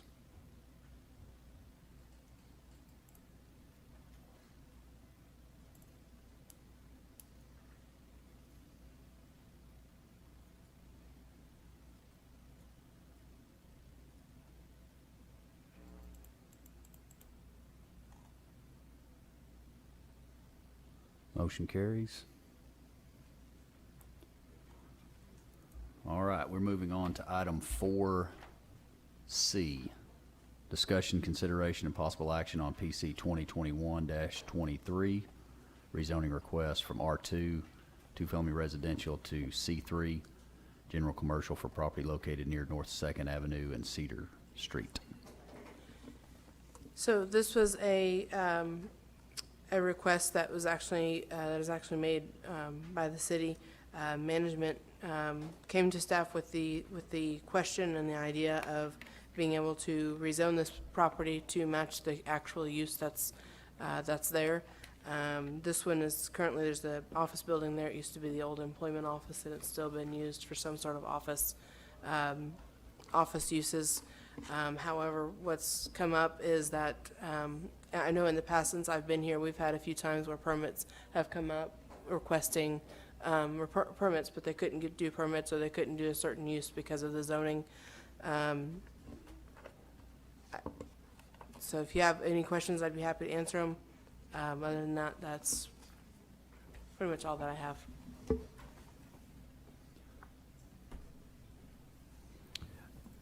Thank you. I do have a couple of questions. I think just to begin with, the fact that the city is making the request is something new, at least to me. It is. And it makes me, being new makes me a little uneasy. Can you give me some background in terms of, one, what gives us the authorization to do this? And secondly, kind of what spurred the change? Sure. So I can tell you kind of what spurred it. It is new. There is typically some statute, and that's why I brought Tom initially to kind of give that legal piece of it to come from him rather than me.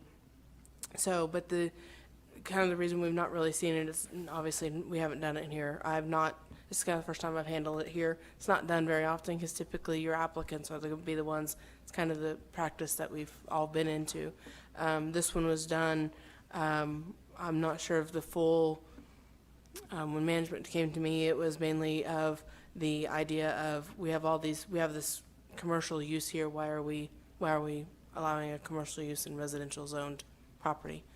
So that's kind of always looking at it, and kind of made sense to say, okay, well, why is it? So that's kind of the background a little bit further, is just kind of questioning the being able to have commercial uses in residential zone property. While you're on that follow-up question, I guess what is the incentives to start here? You mentioned that there are multiple properties, that are out of compliance, if you will. Why start here? And two, would that not be, if they're out of compliance, wouldn't that generate some sort of notification to the owner that would cause them to make the request? I don't know if that the owner, I know obviously the owners were notified when we did publication on it. I know, I believe management spoke to one of the owners about it, but I don't know that conversation. I was not there. But one of the owners came to me wanting to do a project, and this is during the application period already, when we already did the application and all that. Came to me and said, hey, I want to do this. I said, well, technically you can't do this particular use here because of the zoning. And I said, however, I did let him know what we were doing, and he's like, well, that would be great. That way I can actually use my property the way it needs to be used. So that was kind of the only conversation I've had with the property owner. The other two I've not talked with personally. So is this property owner paying the application fee that others would? No, there was no application fee that was done since the city was the one actually doing it. The abstract list, and the publication, the city is paying for, yes. And again, the authorization being what allows us to do that? That is where I will let Tom step in and do thanks. the legal piece of it. So there's two separate questions, and that is, can we and should we?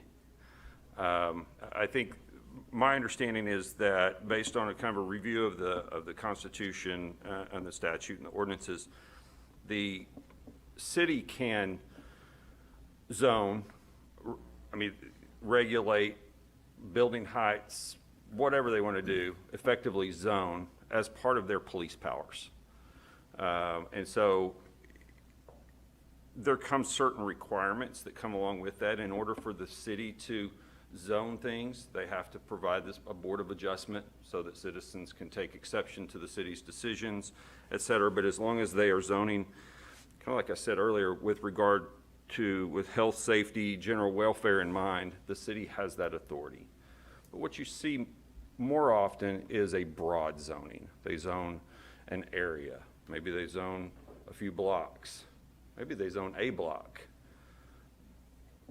But what you may not see as often is a lot or a single parcel of property where the zoning is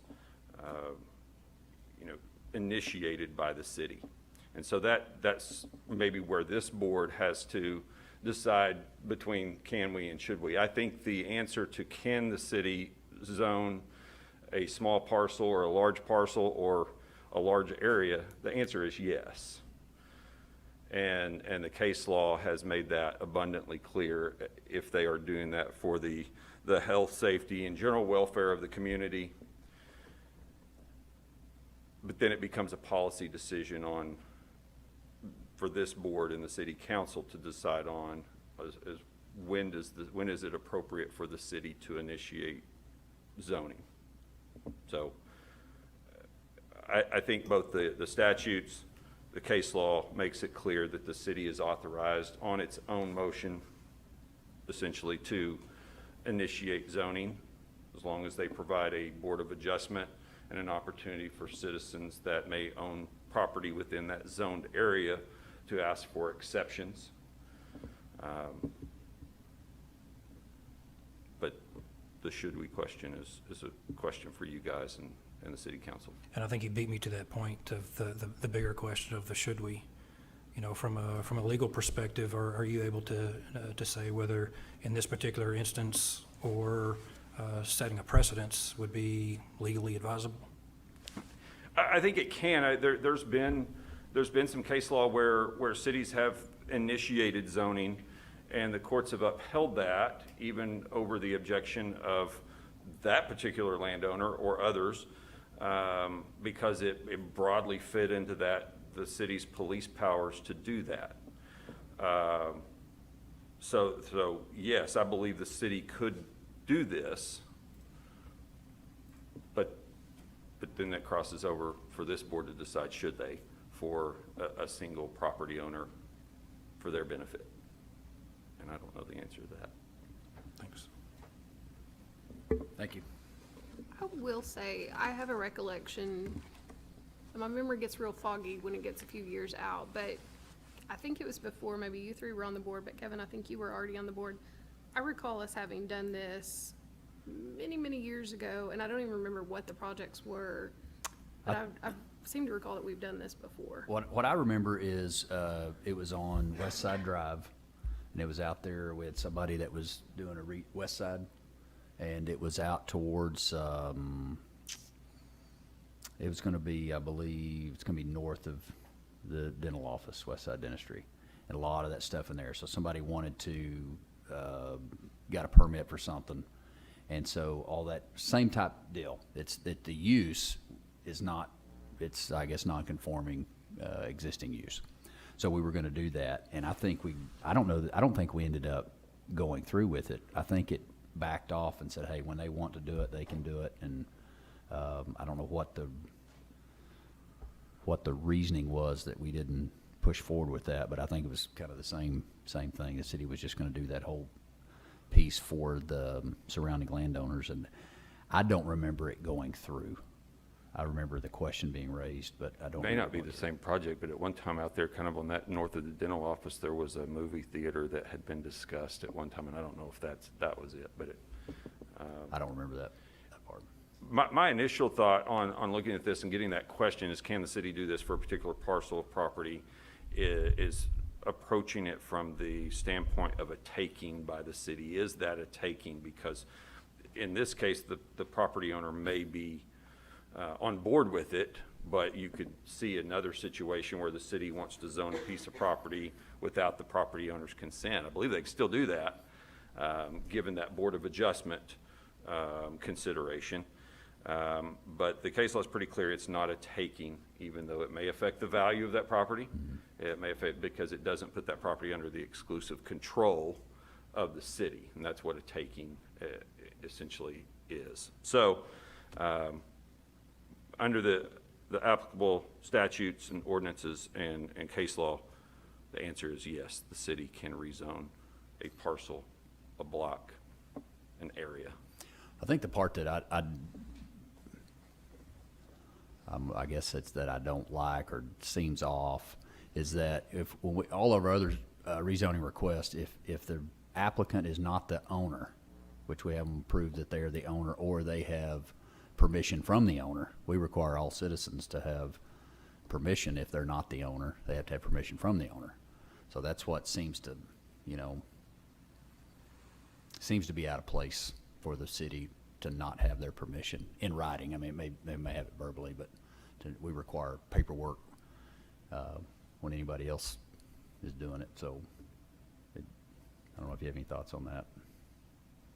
Well, a city is not a person, and so, I mean, I guess in some definitions it could be, but for our purposes, it's not a person, so it's acting as a different entity, so that part doesn't really bother me necessarily because, I mean, City of Durant is not an individual owner or a person acting on behalf of an individual owner. That being said, I do wish there was something a little firmer from the actual owner saying, hey, we're good with this, we like this, and we don't have a problem with it. So, and I know there's been conversation, but if there were to be an issue later on, that conversation's kind of, there's nothing in writing anywhere that says owners approved and agreed to it. So that bothers me a little bit more. At the same time, I don't think the change, how to put this, I don't have any doubt the owner's in favor of it, given what is being proposed to be done. At the same time, I wish there was something in writing that the owner had written down, hey, I'm good with this, or that the owner had appeared tonight and said, hey, I'm good with this. Also, on the, going back to the should we is, I've rezoned quite a few properties and I gotta pay for it. And so that's, this is, by the time you get a property owner's list within this condensed of an area, there's a couple $1,000s spent on publications and the abstractors list, and we got a few $1,000s that have been spent for this one landowner. And that it's confusing to me why that, yeah. So if they want to do something with it, change, I don't know why they're not doing it. That's my thought. Is there more than just this list? I know there's some on this agenda, but is there more out there that we need to do? Oh, I'm sure there are. I know we have a lot of properties that have some dual zoning on them that eventually we're gonna have to address, and I know Tom and I have talked about this in the past, stumbling across some of these going, okay, we've gotta figure out how to do this. And this may be just the first one that we have looked at and been like, oh, okay, well, this makes sense. And I still didn't get the answer. I don't know that, I know Drew answered it, but how did these make the list? Honestly, it's probably just the ones that just kind of came up and with an easier solution than some of the others. Came up by who? It was management that brought it to. Management, okay. But how does this benefit the city of Durant? How does it benefit is it's gonna, ultimately, it'll just bring into compliance some lots that are. But how does it benefit for the cost? For the cost? Yeah, we're having to pay a cost. How does it benefit us immediately for doing that? That's where I'm, Right, for the Jackson immediate. had a question. I just didn't get the clarification of it. Immediate Because benefit. management wants it. I don't know that would really be a benefit, Yeah. but, it obviously benefit the property owners trying to get permits and things. I don't know that I guess that may be a benefit, is there's gonna be permit money eventually coming in on the properties, potentially. I don't see the point of this at the moment, to be just blunt. I mean, who's to say this property owner doesn't want to tear down this office building next year and build some house on the corner that's already zoned R, or a duplex since it's already zoned R2? I mean, I don't know. There just seems, I thought I was going to come in here tonight and hear some, profound reason as to why this needed to happen, and I don't see why it needs to happen. And I think if someone came in to get a building permit or a business license to do something on this particular lot that wasn't in compliance, then either them or the property owner needs to come in and make this change in order to make that happen. I'm just not seeing it. Maybe I'm missing it somehow. And Tom's right, it's up to you all as far as the should. There's gonna be other properties that'll eventually bubble up that we're gonna have to figure out how to handle that aren't necessarily either zoned correctly or my biggest, well, I shouldn't say that, but one of the bigger issues I see is some of the dual zone properties where we have a lot of that going on, or we have some properties that don't meet the current regulations. There's quite a few that we've stumbled across. Just, this is the first time I've handled where a city actually did a rezoning, so in my mind, I didn't know that was even a possibility until we started down this process. So, I mean, that may be what we kind of start looking at, depending on how it moves forward, is if this is something that we want to do or not. So, One of the, I guess it's obvious I'm not necessarily in favor of this, but something else I want to point out is that, and this may have happened in other cases, but it happens in 3 of them that we're going to hear tonight, but this is the first one that I remember seeing, that it states that this zoning change is not in compliance with our future land use map, but staff recommends approval. I don't remember ever seeing it not comply with the future land use map and staff recommend approval. It's always been, recommend denial. So that, and I mean, we're going to see that a couple more times, but that just the whole thing something doesn't sound right about all of it. But, so I just want to point that out. That may not be the case. It's just the first time I remember that. sure, and I'll just add on that real quickly is why the staff recommendation was there, is no, it is not in compliance. When we were first looking at this, when you're looking at it, honestly, it's hard to tell, because in this particular area, there are like little bitty lots that are considered commercial, some are considered residential. So it took a little while to even figure out what the land use map was even trying to say. So when we're looking at this and knowing that we're real close to the finish line on a new comprehensive plan and future land use map, that thought did cross into my mind. But looking at it and looking at the use and looking at what the surrounding uses is, that's kind of where the staff recommendation came from, is not only just looking at our land use map, but looking around the surrounding area to see what was going on. No, I mean, even in the past, it's taken a different direction.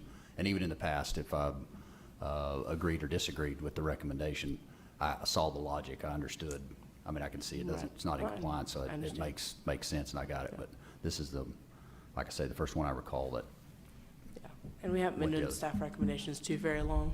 It's something new that we've kind of started recently, where we put them actually in the staff report for you all. And I will concede that I don't know that we've rezoned.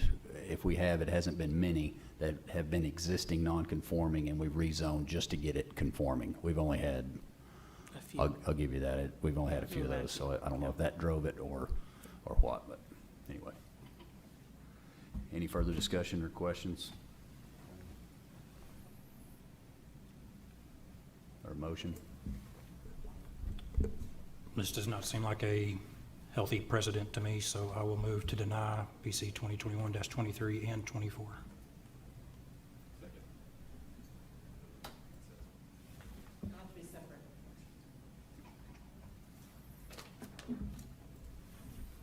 PC 2021-23. I'll second. Motion and a second.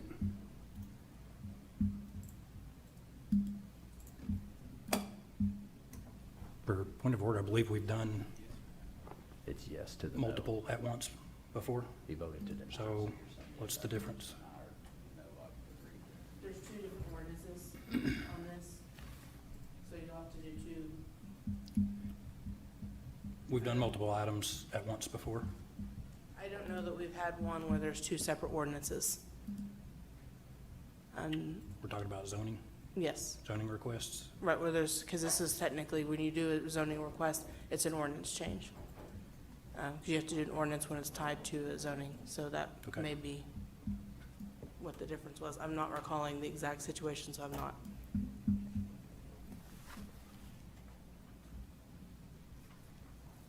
We'll move to item 4D, discussion, consideration, possible action, PC 2021-24, rezoning request from R3 general residential to C3 general commercial for property located near North Second Avenue and Beach Street. I'll keep this simpler since we already kind of know the idea where we're going. This is the same type of situation, just a few lots south. I'm gonna try to look it up here, but do you know how many parcels are in this piece that is? I believe it's 3. I believe. 2, 3. 2. Oh, no, actually 4 pieces. Okay.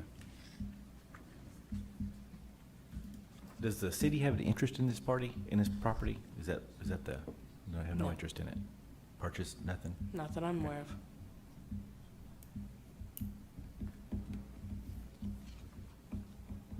Did y'all talk to anybody from the First Baptist Church on this or anything?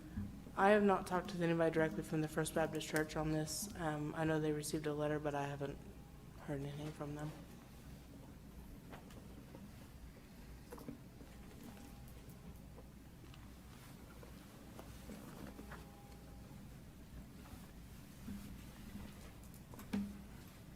So all 4 of these parcels, I guess, are zoned R3 currently?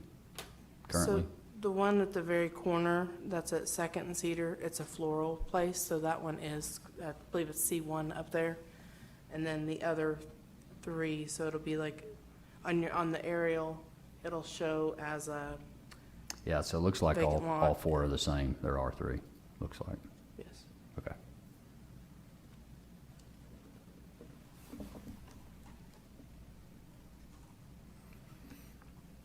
I just think, I mean, this is the same comment as the last one, but, I mean, people are, maybe I do a little more due diligence than some, but I think you buy a piece of property knowing what it is zoned when you buy it.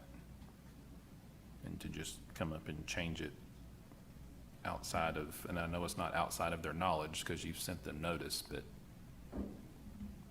I don't know, just seems strange to me.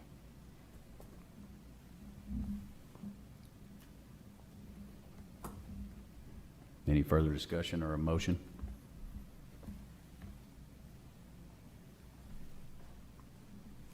I move to deny.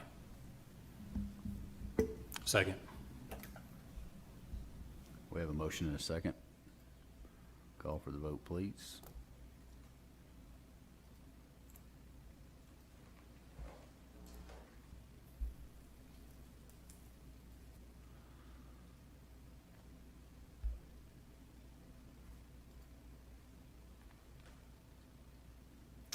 We'll go to item 4E, discussion, consideration, and possible action of PC 2021-26, rezoning request from I-1 light industrial to I-2 medium industrial for property located near McLean Drive and Kiamichi Railroad.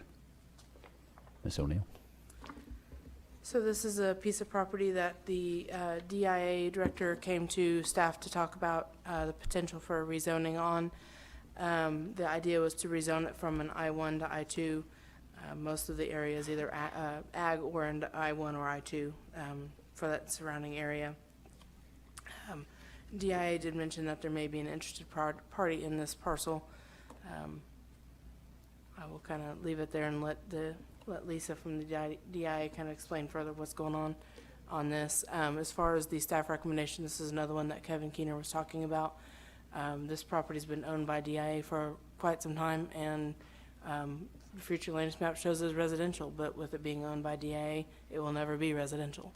So staff understands that and knows that, you know, that's kind of the we get crippled up with when we're dealing with a 20-year-old future land use map is, you know, they didn't foresee DIA buying this property 20 years ago.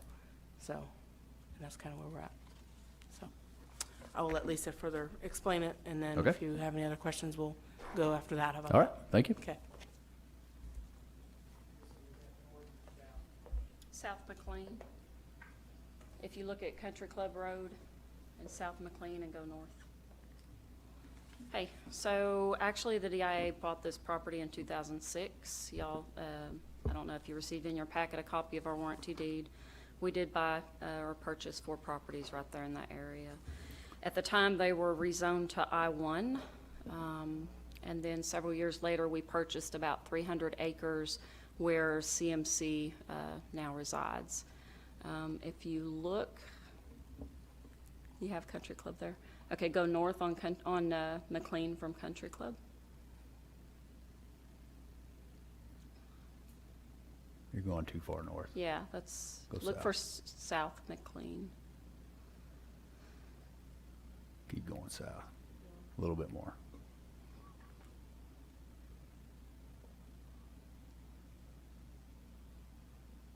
You might want to zoom out just a tad too.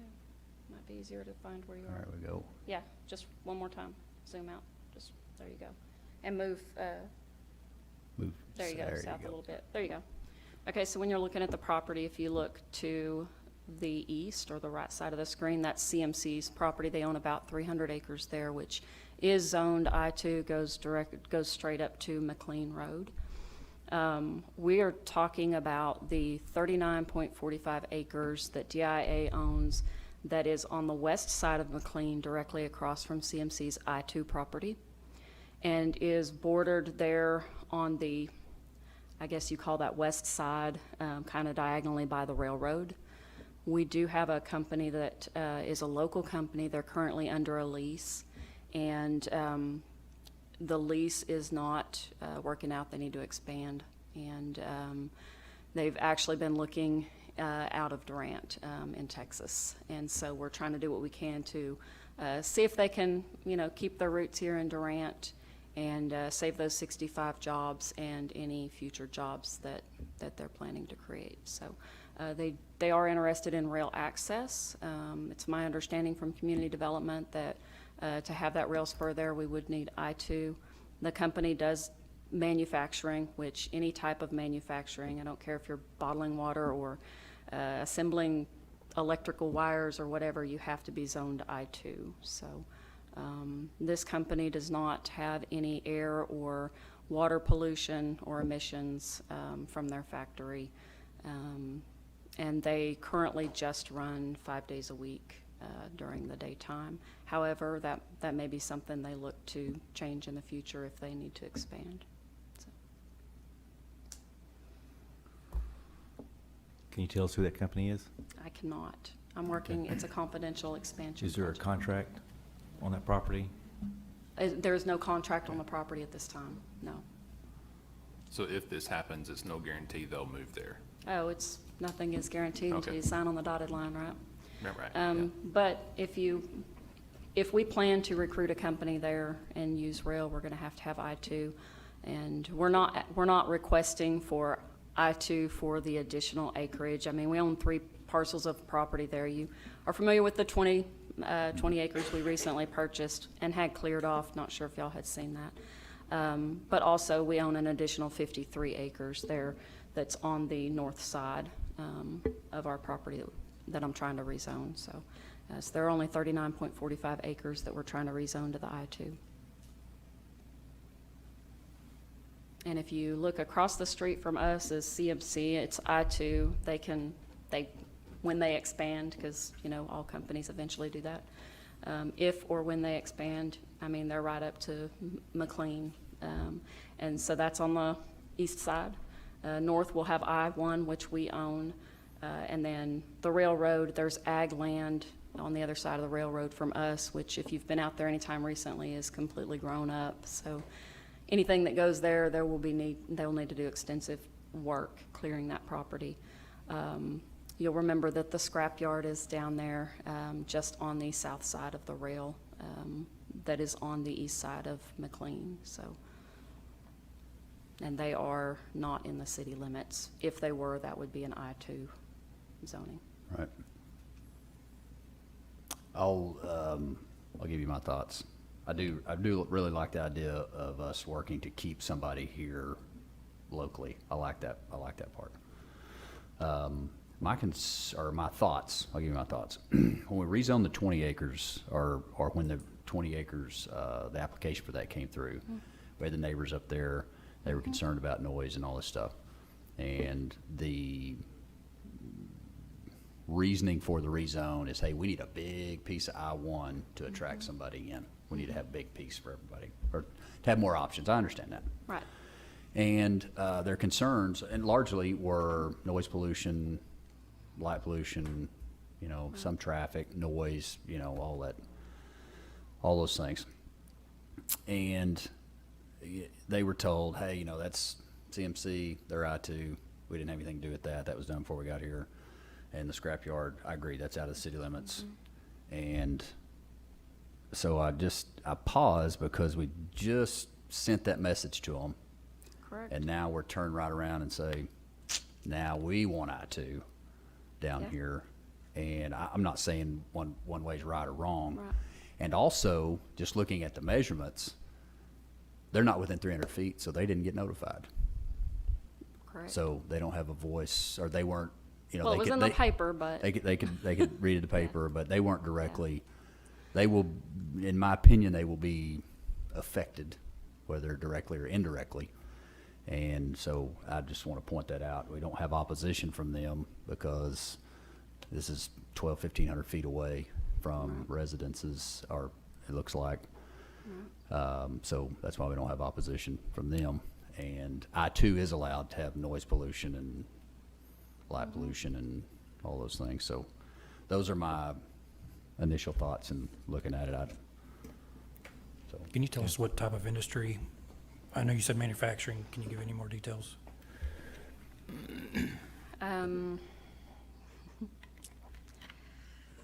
trying to think of what I can say that wouldn't give it away. I mean, it's a local company, and it's a confidential expansion project. So is I it mean, just because they need rail access that it has to be I-2, or? Say that? So is the I-2, is it only because of rail access? No, Or- if you look at our zoning codes, manufacturing, fabricating, assembling, repairing, storing, cleaning, servicing, testing, This potential business would require I-2, is that what you're it saying? requires I-2. Okay. Just because they're manufacturing. I will tell you that the Okay. manufacturing they do is inside a building. I mean, I don't know if y'all are, if you go around. I just want to confirm. Tubasex, for example, if you go over to their shop, their stuff is, all of their work, their noise work is inside the shop. You're not hearing it outside, or I haven't any of the times I've spent out there. So, I mean, we're talking about a manufacturing company who will be doing a majority of work inside the building. And as far as, so I'm gonna address the I-1, you know, we wanted to keep the parcel whole, and, or it's on the state website as a whole, 113 acres, okay? Because we site certified it. That's the draw for companies to come in. I work to assist our local companies first. I'm a shop local first person, take care of our own first, right? But having that 113 acres would be attractive to another company that we could maybe recruit. Sure. We're pushing the limits on workforce. We're at a 2.9% workforce right now. We have a local company we're trying to keep. We have a local company that is looking to expand in the next 2 to 3 years and add jobs. We have a piece of property that's been sitting there for 15 years, and we're not collecting, the county's not collecting any ad valorem on it. We're not receiving any franchise tax from the electric because we're not selling any electric off of it, right? So this is an opportunity for us to develop that property. They need I-2 they're interested in more of the property. They need I-2 just for the manufacturing piece. Okay. They can put their offices on the additional piece if they choose to move forward and buy that. They do have additional plans, you know, if it works out for our community, that I think the local residents would be very happy with, but it's not something that I'm at liberty to share at this time. I just want to make sure that they weren't looking for I-2 just because of the rail. And I haven't seen the rail, I haven't seen that ordinance that states that, but. To get well, it's in here. I mean, Okay. it's our zoning code. Okay. And it states that if you're gonna have, a rail yard or switching or Okay. any of that, which they are gotta be an interested in a I-2. spur, Okay. it has to be I-2. Well, thank you for doing the homework on that. Yeah. I do like keeping folks here. You know, things we've done in the past is, and I don't know if this is an option, but like a PUD. I mean, if we've got I know we've, again, staying in what we've told folks before that wanted just a blanket rezone is, hey, bring us a project and let's look at a project rather than a blanket rezone. So I don't know if that's an option. No, they're not interested in this property or staying in Durant if we can't find a piece of property that's I-2.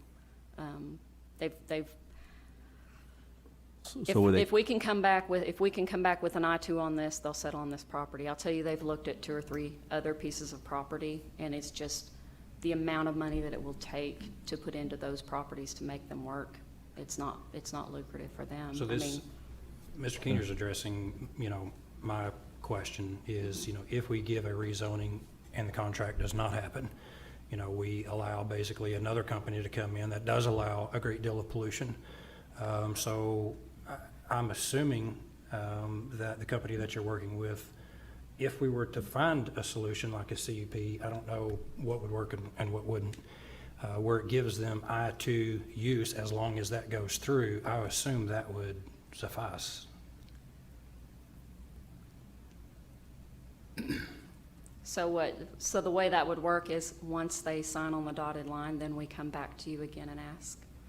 Is that the way that works? No, and again, Or I'm they not would ask? certain of the mechanism. Because we want to have it rezoned. One of the things we try to do when we recruit or assist local businesses is we try to help them overcome obstacles to doing business in our town. And I'm with you. I really am. What I personally would like to pursue is a way to give them what they're seeking, as long as it's them who comes. If it's someone else, then it remains I-1. Someone else might be able to direct me on the mechanism. I would be fine with that, but to get the company to sign on the dotted line, I promised them that we would have I-2 before they sign on the dotted line. Wouldn't that be something that could be entertained by Board of Adjustment? So, I And will say, here's- we I'm talked going about that way. doing a PUD and all that. The PUD still requires it to be the underlining zoning remain. So even if we did a PUD down the road for anything, that I-1, if it was not rezoned, the I-1 would still remain, so the uses would remain as I-1 uses, okay? So the CUP, the only way you can do that is if it's saying that it's restricted use or specifically called out in the ordinance. That's the only way you can do a CUP. So to give some clarification there. Now, you could potentially do like and I don't know if, and Tom might correct me on the legal side of this, but I'm just speaking, but what I'm wondering is if you couldn't do a contingent upon vote, to where if this company falls through, then I don't know if that's possible So, legally. I don't know whether it's advisable legally, but it has been done before. There have been zoning requests by a potential seller that the council has addressed and adopted contingent upon the closing of that sale. So there was a seller, a potential buyer, and that potential buyer wanted a rezoning. The seller was willing to do that, and as the owner, be the applicant, or even, I think we even had one where the potential buyer was the designated agent applicant. But the council adopted that rezoning contingent upon the closing of that sale. So that is a possibility that may not work for a particular company because there's some risk there, but I think the council can adopt a zoning change contingent upon the closing of a sale of that piece of property. I'm trying to think of how to, I totally understand what you're saying. And the reason I brought up the variance situation a second ago was if they were to be granted a variance to operate this business in an I-1, then it's specific to their business. So should that business sale or should that land sale, that variance has to be reapplied for the new buyer. If not, then it goes back to the I-1 use. like that I-2 use in an I-1 could no longer continue if that variance, if the property were sold. So they get to do their I-2 use in an I-1, but only if they're there. Once they sell, that I-2 use goes away. That's a conditional use permit, it sounds like. I mean, Okay. That's what I that may be sounds like. saying the wrong thing. I was saying variance, but yeah, conditional use may be the better term for that. For a variance, you're typically wanting to ask for an exception from the rules. Yeah, type of thing. conditional use So- is what I'm looking for. I think Yeah, you're exactly conditional right. use So you it can- reverts back to, in this case, I-1. Right. Should the property sell, or they have to reapply for the conditional use. So for the conditional use, like I said earlier, you can only do that if it's called out specifically in ordinance. Like it says it's restricted or an R, or if it's specifically called out needing a CUP. That's the only time that you can do a CUP. You can't just randomly do them. So I don't know about that. I've got a CUP on a property that I have, and so it was crammed down my throat at the time, and I don't know that there was an option, so I'm not familiar with that point. I'm not familiar with, you saying it has to fall within, say that again?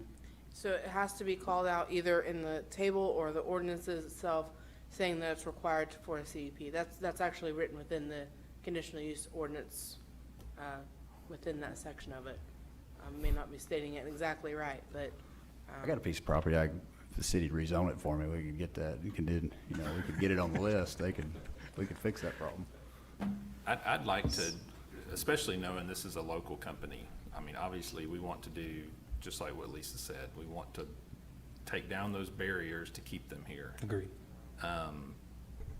My only hesitation with this is, as we move further west towards kind of what I would say city proper, you know, the whole transitional zoning thing is obviously a big topic right now. We go from I-2, we go to I-1, and then we start getting into the Cs and the Rs and all that kind of stuff.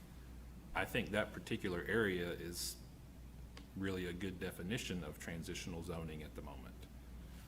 If we can keep this local company on this piece, or keep them here by getting them this piece of property, I'd like to find some way to get them their I-2 use as a conditional use on an I-1 zone. The only way to do that would be if we did an amendment to the ordinances and allowed for, what is manufacturing? It's where this, It's where, right. I don't know why would the amendment to an ordinance need to happen? because right now, hang on. Tom, Whitney, do y'all have any So- solutions that y'all could suggest Let me read this to try table to 'cause it accomplish might what it is we're clarify talking some about? things. Look. The suggestion that I made earlier, or not really a suggestion, just a possibility of making that zoning contingent upon the closing of the sale, doesn't necessarily address your concern, because conceivably purchaser A could close that sale, the zoning shifts, and 7 days later, purchaser A could sell it to purchaser B, and there's nothing that could be done about that. Now, is that going to happen? Chances are that's not in this situation, but it could in some. So I don't know that that addresses your concern. Are you able to confirm what Mr. O'Neill was talking about on the CUP? Yes. Okay. Specifically, that conditional use permit requires that, I had it pulled up.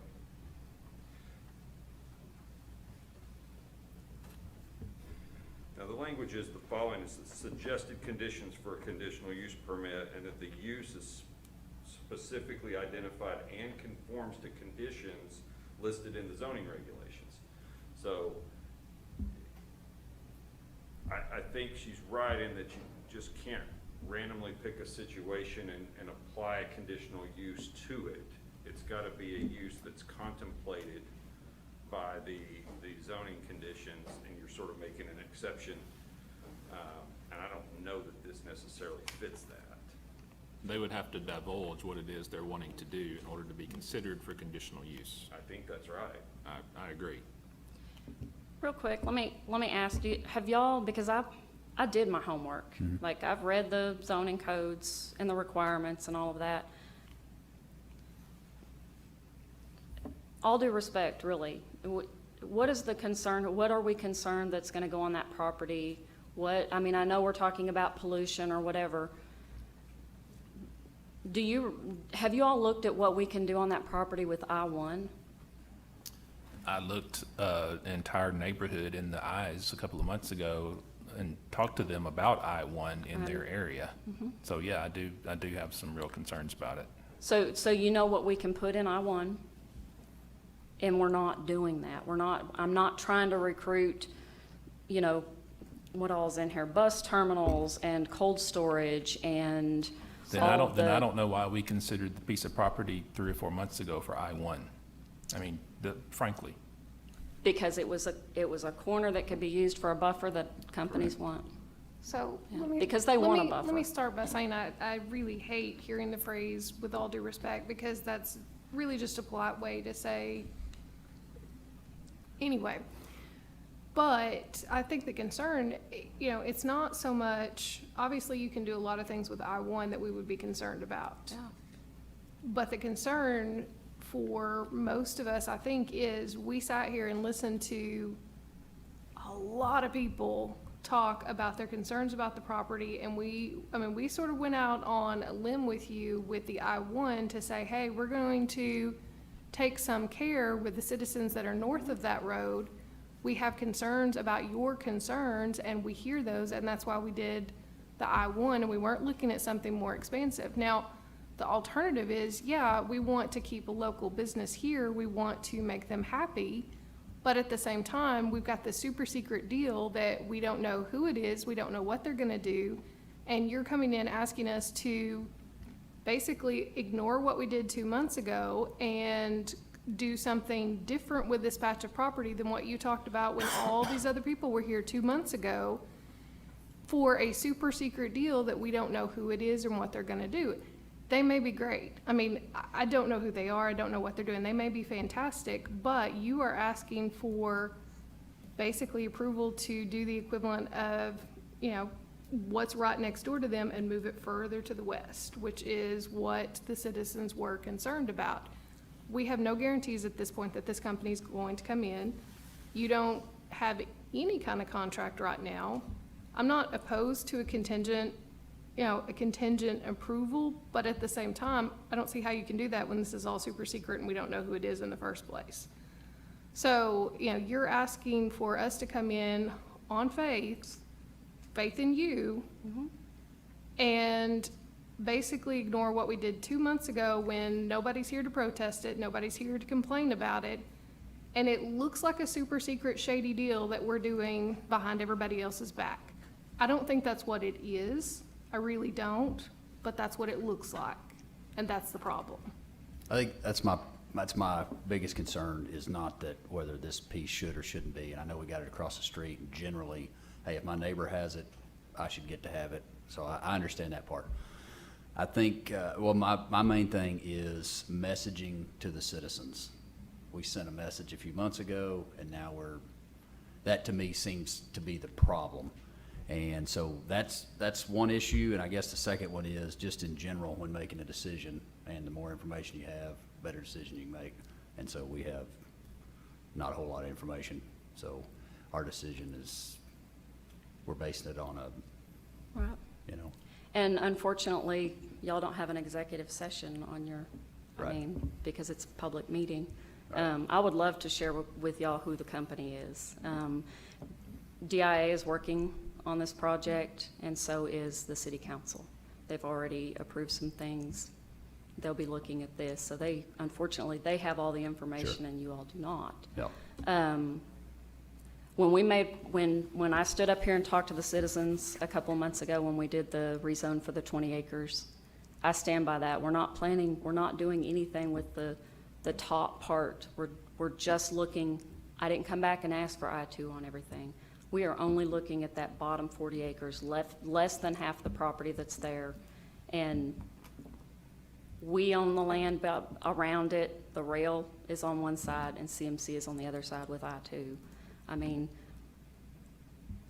CMC could come right up to the fence line with what they're doing now. They could build a second factory if they wanted to. Scrapyard could expand. I mean, this company does not have any pollution. They don't have any emissions. It's just a message that I seen I you get understand. last time was, hey, we need a bigger piece of property, we can attract somebody in for the I-1. And that was And the now we're- intention. Yeah, and I get it. I mean, and things change. I'm not, Yeah. I'm not accusing, I'm not, Yeah. you know, it's like the future land use. I mean, you talk about scratching your head on planning Yeah. 20 years out. I mean, you can get a phone call tomorrow and the rest of this land may Wow. be spoken for, so. And originally, we thought, so when I originally met with community development, when I met with Mark, we thought that this would fall under I-1, this company, because there's, I mean, just, I can't share who the company is, but we thought it was I-1 until we got to studying the zoning code and looking through there, and Mark came back and found it and said, all manufacturing has to be zoned. Doesn't matter how small it is, has to be zoned I-2. So I'll give you an example, and it's not the company, because obviously we don't have this locally. I have a company that I'm having conversation with right now that they put together kit planes, like airplanes, kit planes, or drones to sell. It's gonna be very tedious, sit down, put stuff together. That's gonna have to be I-2 when we bring it. Obviously, they'll wanna be out at the airport, but, I mean, just something that's not going to be causing a bunch of noise or air pollution or, I mean, all manufacturing. We have a company out on the airport right now that's, they put together wiring harnesses. If that were, out here at the property, it would have to be I-2. So, and they're not making a bunch of noise or having a bunch of pollution or anything. So, I mean, it's just any kind of manufacturing that we're gonna recruit to that spot is gonna have to be I-2. And a couple months ago, we didn't realize that this company was gonna have to be an I-2. I think, fortunately, and maybe unfortunately, but fortunately, this does go to city council with only a recommendation from us. Yeah. And if city council knows the backstory, there's a chance that this could all happen for them. Yeah. I think from my chair, I don't know it. And it is no fault of yours that you can't share that. Yeah. So I'm hesitant to say yes to that because I don't know the information and I'm not privy to the information. Fortunately, or unfortunately, your city council is.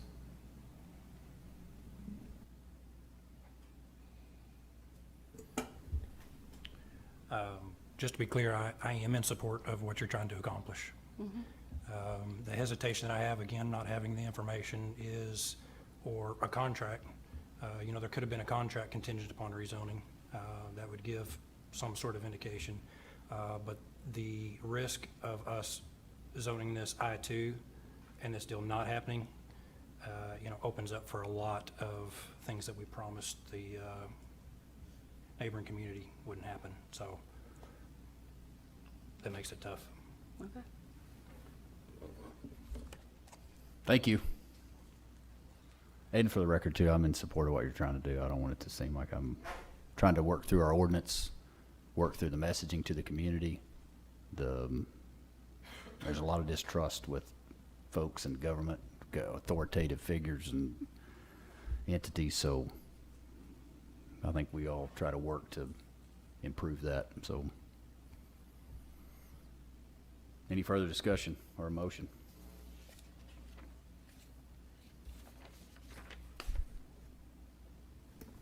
Whitney, did you have any suggestions on how to accomplish this? At this point, the only possible way would be the way that Mr. Markham suggested would be, and even there, we've got the issue with it's not a named company. I don't think you can really do that if you don't have a named company and a named contract. I mean, it's not gonna have any legal effect to say, we're gonna approve this contingent on the contract with the unknown company. I mean, because nobody knows the company except for DIA at this point. So that's the only possible way, and I don't think that's a successful way at this point in time if they're not named.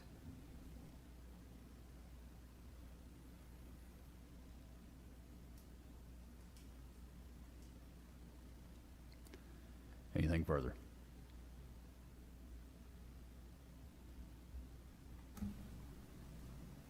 Are you ready for a motion? I am. Okay. I'll make a motion to deny the request. I'll second. We have a motion and a second. Call for a vote, please.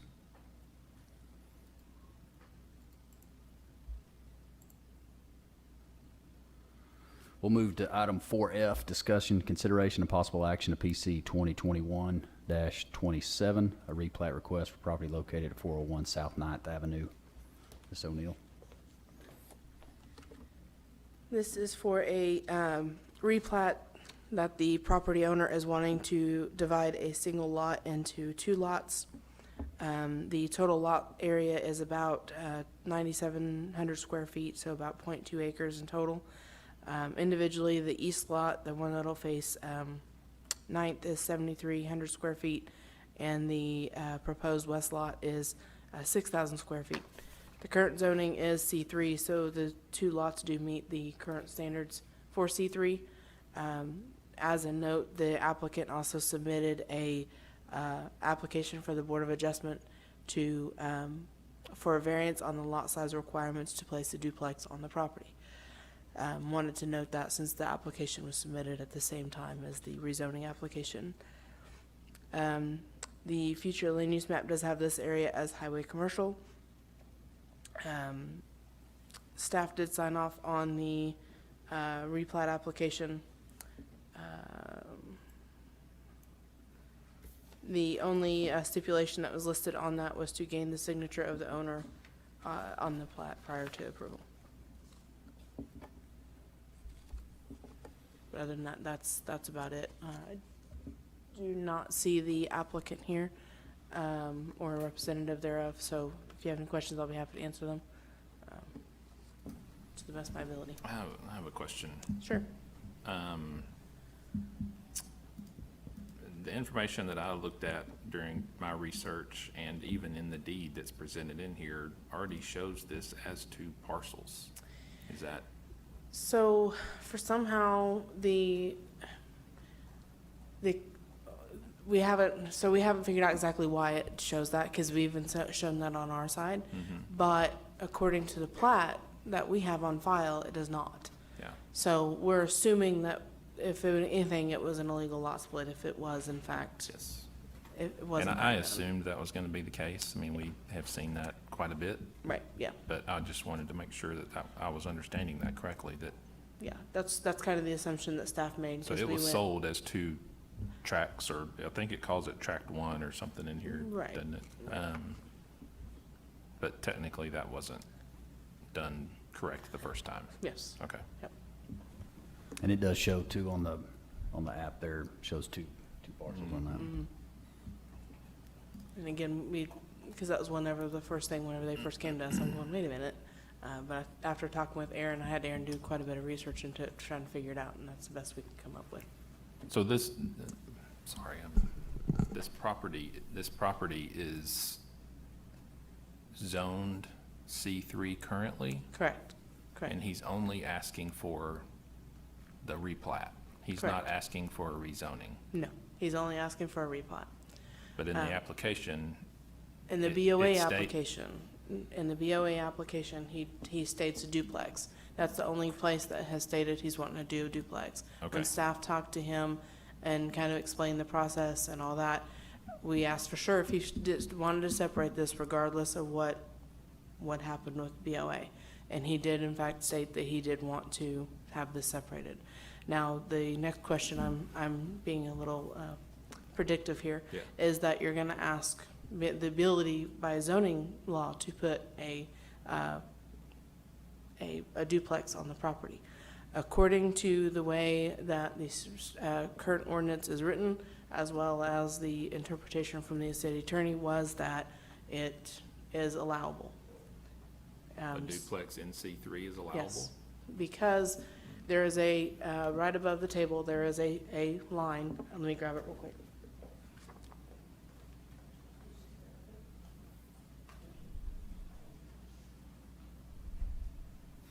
You're gonna like this. You're gonna like this. Oh, I bet. Okay, so it says in here, the uses permitted, let's see, hold on. The uses permitted in a more restrictive district may be permitted in a less restrictive district, provided, however, that the yard space and other requirements of the more restrictive district shall apply. Therefore, that says that if you're in C3 and you want to put, that'd be.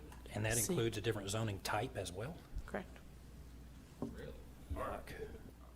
Our table, that's the language of the ordinance, and basically the table's arranged, as you're all aware, from essentially ag, but starting with R1 as the most restrictive, all the way across to all the Rs, all the Cs, and the Is. And so from basically anything that would be allowed in a column to the left is allowed in that column to the right. So in an I2, basically do anything you want. Build a single family dwelling, build a duplex, build an R3 dwelling, light commercial. All of that could take place according to the language of our ordinance and the arrangement of our zoning classifications. As long as you maintain certain, you still have to make your yard, you still have to do those things, but the way it reads, if you want to build a duplex in a C1, you can do that as long as you maintain the setbacks and other things that would be required of a duplex. So with that reasoning, I could go buy Lisa's property from the Durant Industrial Authority that's zoned I2 and build an apartment complex in it. Absolutely. And that language it's pretty clear in the ordinances. Now, that doesn't mean that it's great, but that's how it reads. And basically, you can do anything in a column to the right that you could do in any column to the left. Can I see that, where it states that? Can we put this on new business?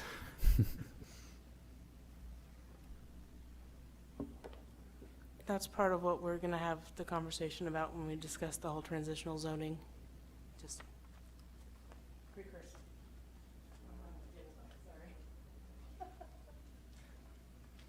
So in that Lot 1B with the existing structure, his business, is there enough parking and everything to comply with that current facility? I would assume yes, because Mark Hall is the one that evaluates that piece of it when it comes down to the plans, because he'll look at the plans, look at the parking, look at all that. So I would assume that before the building permit was issued, that yes, that it meets with the lot, with only using that portion of the lot. Okay. I don't believe he had any intention of using behind the lot for his business. I see, and his realtor, I see other realtors' offices taking up a lot of parking area. Right. And I just don't know where he's gonna find it once he Agreed, uses or that. if he's able to even do it at Yeah. this point, honestly. So, because that'll be up to Board of Adjustment. So,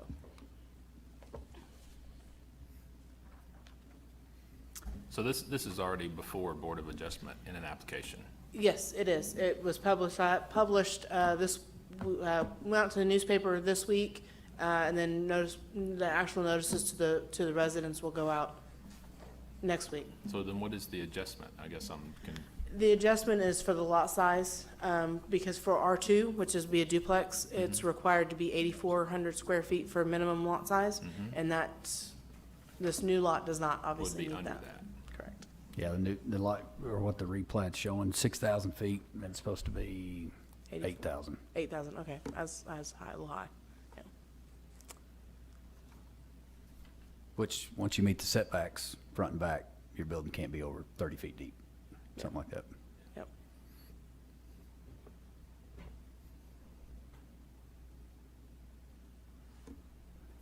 Interesting, huh?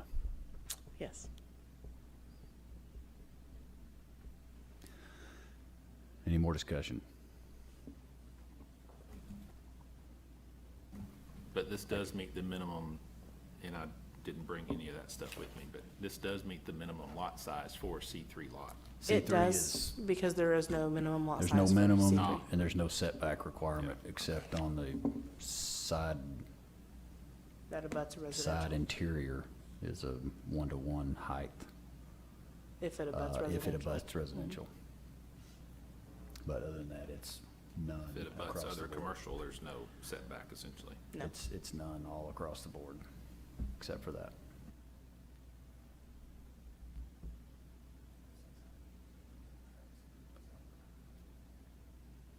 That's exactly.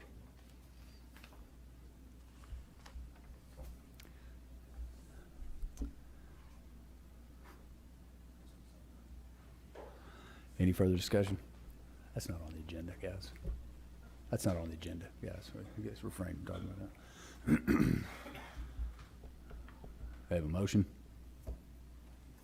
So does it change, have we looked at the dimensions of this replat? Does it change the dimensions of the two current lots? Or do you- I think it does in reading the deed and then Okay. looking at the survey, it looked like the measurements were maybe, Okay. like one of them was 104 or 114 Well, I foot on meant the the survey versus existing lot. 100 feet in the deed. Okay. So, I mean, Yeah, I think so. I think so. Yeah, I just wanted to confirm that. I was reading the tract 1 and 2 earlier. Yeah, it's got 100 feet. What's that?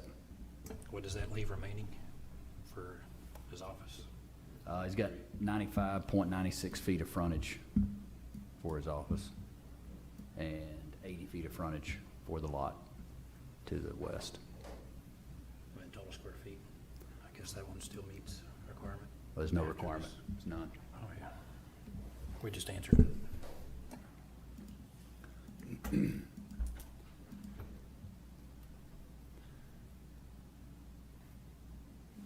I'll make a motion to approve the replat. You like this one, Shane, go for it. I'll second. We have a motion and a second. Call for a vote, please.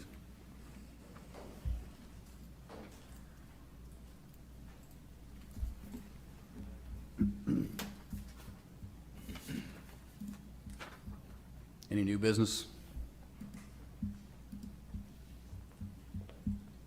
My only request would be for you as chairman to let me know as far as the committee for the transitional zoning so we can get that off the ground. Okay. Motion to adjourn. So moved. Second.